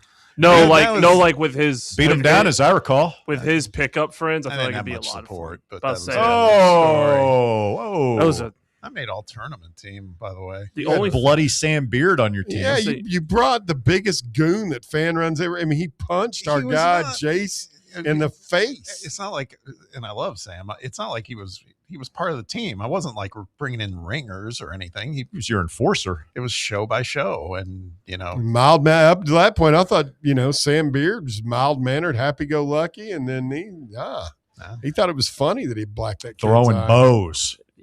the only thing I remember from that game last year is that it took us like at least 10 to 15 minutes before anyone made a basket. In that It was game. defensive struggle. It was a long time before. There got broken. was a couple of horrendous no calls against the drive. Looking at you, William Pattison, cheater. wow. Oh man, we just had a generational meme drop today at the end of this Belgium game. Oh, There's wait. the little kid doing the Yeah, the I tears, saw that. the fake crying. It's good stuff. Yeah. Oh man, that's going to be around for a while. You'll be seeing that this football season for sure. Kicked in the Vols on the live chat had a good point. He just said, I'm shocked Geraldo hasn't heard this convo and called in, offering to sauna with Mr. Smith. I just hope Geraldo doesn't see the picture of Russ with his shirt off on the show now. Quick It's timeout. been screenshotted, Russ. It's making its rounds now. I appreciate that, Bear. No problem. You got a body like this, you got to show it off. Exactly. 865-966-3435. Your number to get on the show, 966-3435. Speak now, forever hold your peace. The shocking conclusion of the drive coming up next here on Fan Run Radio. The Drive. East Tennessee Sports Authority. This is Fan Run Radio. Knoxville.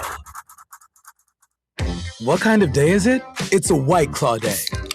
Grab a pack, grab your friends. Everything else in life can wait. Your friends shouldn't. Let's go. White Claw. Grab life by the claw. Please drink responsibly. Hard seltzer with flavors. White Claw Seltzer Works, Chicago, Illinois. Citizens National Bank. Life is more fun with a Good Life account, offering extra benefits, including bank travel. Experience the trip of a lifetime to Ireland. Explore rolling green hills, historic castles, and charming villages across the Emerald Isle. Get in on the fun. Call 865-429-7935 today. Citizens National Bank. Banking never felt so good. Member FDIC. Hi, I'm Jessica Lodgen, one of the hygienists here at Knoxville Smiles. If your children are having sleep or behavioral issues, we have things we can do in modern dentistry that can help not just with their dental health, but also their overall health. Early intervention is the key for younger patients and can avoid costly procedures later in life. If you'd like to learn more, give us a call here at the office and schedule an appointment. 865-539-1776. Or just book online at knoxvillesmiles.com. Smile brighter with Knoxville Smiles. Is your yard starting to look more wild than welcoming? Yeah, don't let your landscape be that house on the block. At ECR Total Landscapes, we make sure your outdoor space is something you're proud of. From de-weeding flower beds to leaf blowing, trimming, mulching, and more, completely customizable to your property's specific needs. We'll handle it all. Why spend your weekends sweating it out in the yard when you can just sit back and enjoy it? That's the ECR difference. And right now, new customers can get 10% off your first month of our monthly maintenance package when you sign up for a full calendar year. That's right. Consistent, reliable service at a price that makes it easy to get started. No sweat, no hassle, just a better looking lawn week after week. Call ECR Total Landscapes today and mention promo code FANRUN to save 10% on your first month. Call 865-384-2012 or visit us online at ecrtotallandscapes.com. Welcome to Axle Logistics, where excellence isn't just a goal, it's an energy. As a leading third-party logistics company, Axle is powered by an award-winning culture built on a work hard, play hard mentality. Here, the drive for success is contagious and hard work never goes unnoticed. Whether you're just starting out or looking to level up, Axle Logistics is the place to launch your career. Join us and take your ambition to the stars. To learn more, visit axlelogistics.com.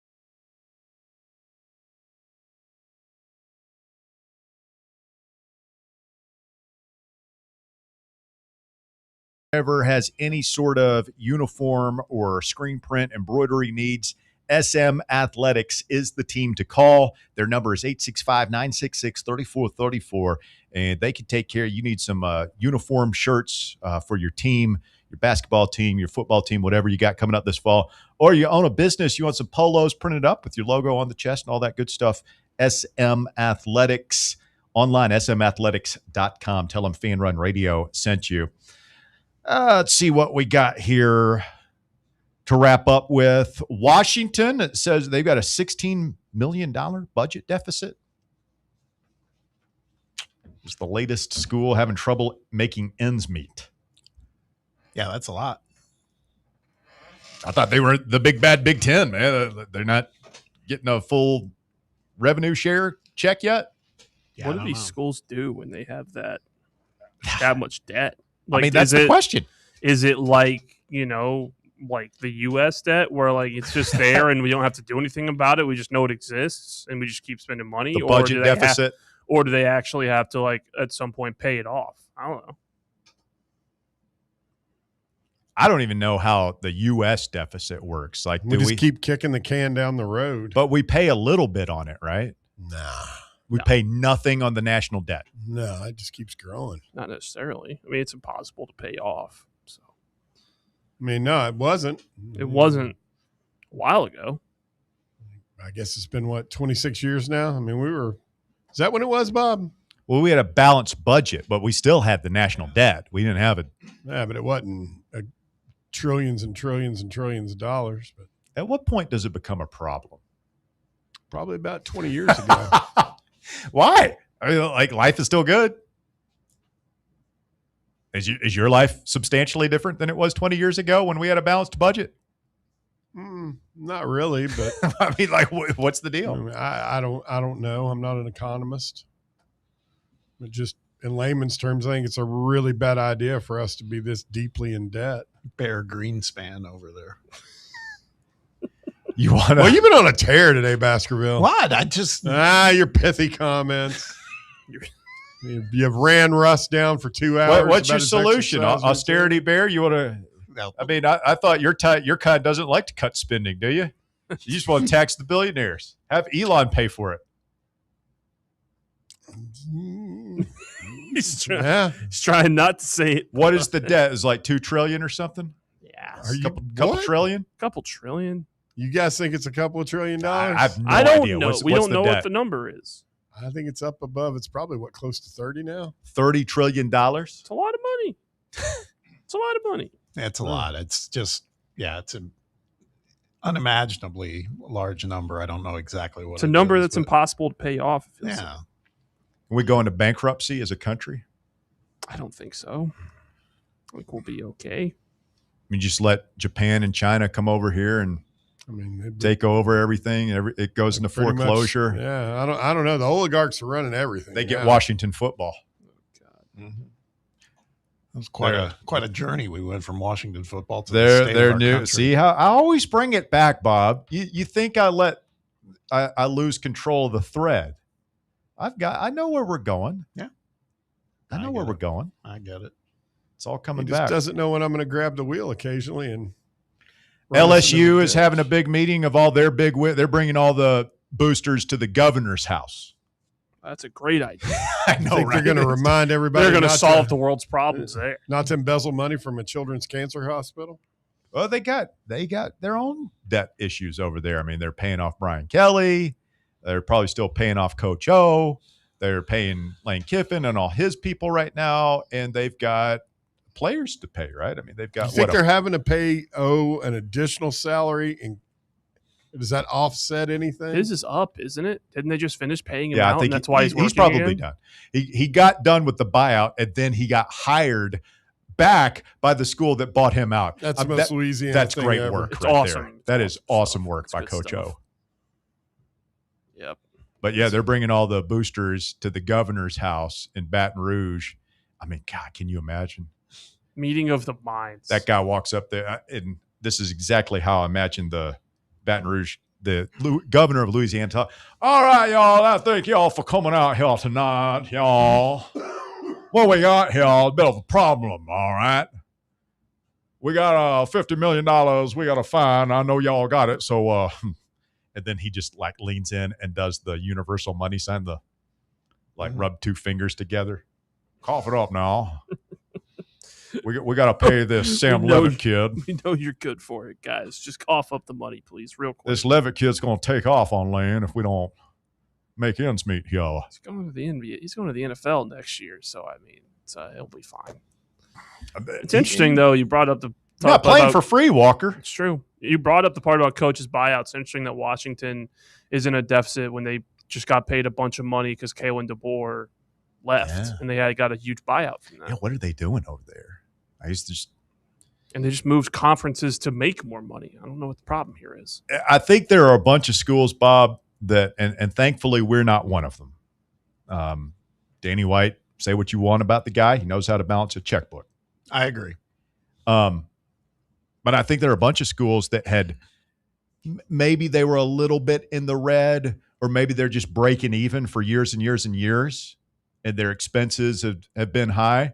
And then all of a sudden, starting, was it last year, the $20 million rev share? Was it last year, the first year? Wasn't it? That's a good question. I don't know if it was last year or if it started this calendar year. I don't know. It was not.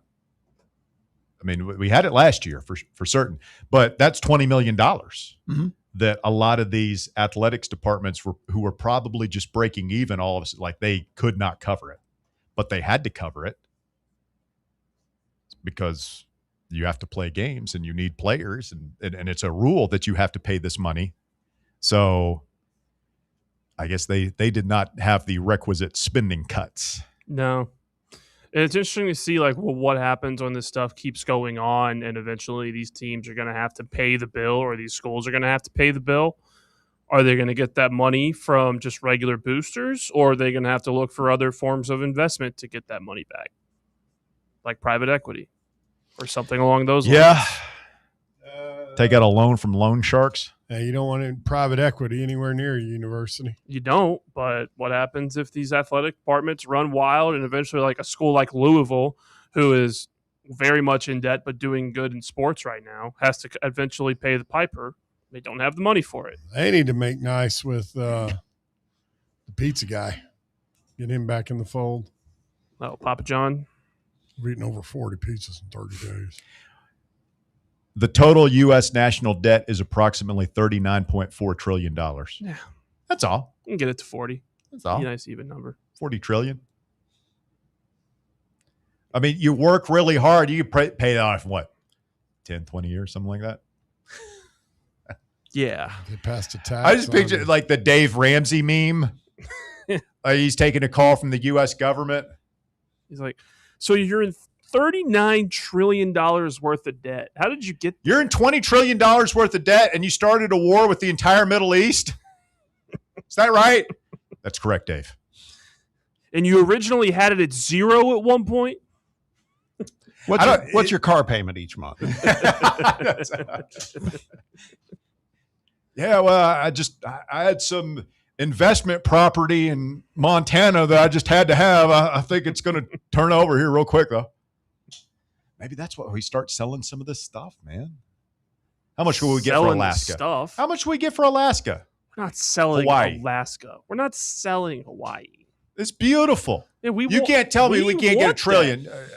At least sell it. $1 trillion. I mean, they've already sold most of the, you got to look that up sometime. How much of the country do other countries own? We're trying to get Greenland right now. Yeah, I was going to say, we're going the trying other to way. add. We're not trying to sell. We're not trying to shed We ain't getting Greenland, assets. bro. We're buying at the deadline We're right shedding now. on, not shedding off. We're buyers at deadline's the coming trade up. deadline. Yeah, I don't know, man. Maybe we need some private equity up in here. Private equity investment in the drive. $40 trillion. Oh, wow, that's right. Let's go to the Fan Run breaking news desk real quickly here before we get out for the weekend.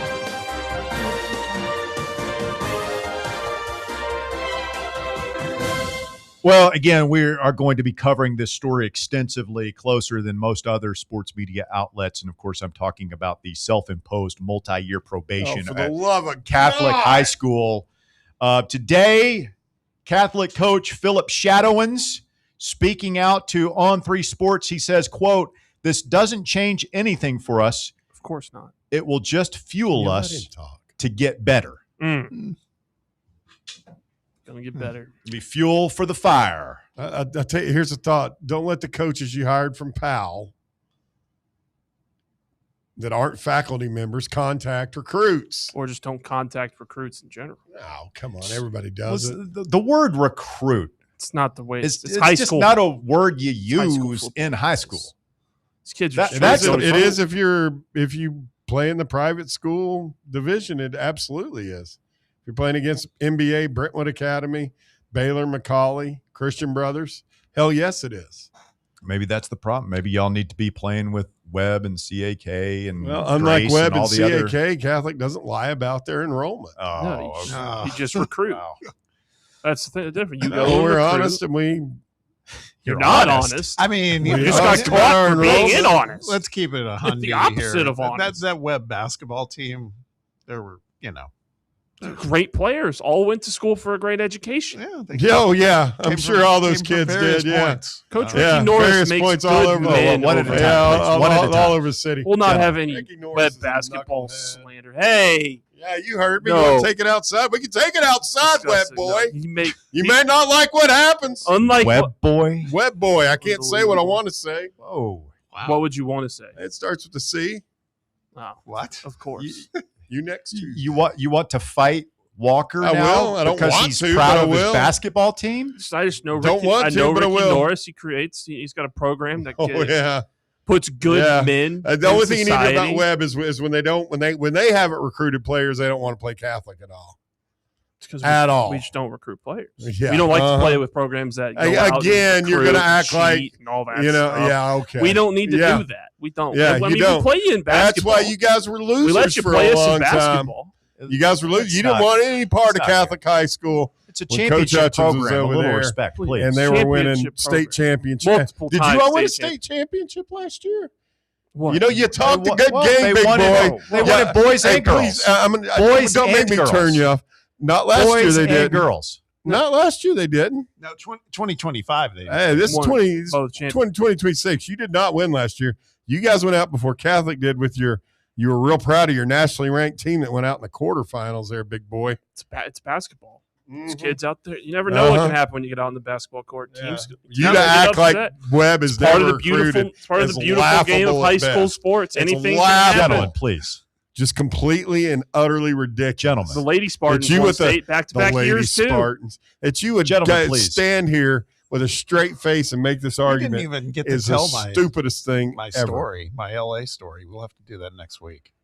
We'll have to. You pulled the Russell, you teased it, and you never told us. Are you guys going to be okay over there? I'll be as good as I'm gonna be we'll great. be friends. I'll never trust the guy. He went to Webb. I mean, look, I know my program is very trustworthy. We'll be good. You over guys are trash. Trustworthy That's not- program. You That's guys not would look nice. down your nose. No, Rich we people don't. trash. Hey, you always My- have hey, been, uh, always will be. If I could interject for a second, there. Here's where you come with my kids went to Please, Webb. please, My, gentlemen. my calm down. daughter is listening, and she's taken offense to what you just said. She's a fresh graduate Yeah. from the Webb Yeah. School of Apology. Knoxville. Boys and Apology. girls, one There's state not in gonna be a- 2025, and the girls one state in I love you, 2026. little Baskerville, but there's not going to Bob's be a daughter. apology. It's Bob's daughter. Apologize now. Nope. You're despicable. Yep. You're disgraceful. You're scum. Absolutely. Absolute scum. Yes, I am. Have a great weekend. We'll talk to you Monday on The Drive.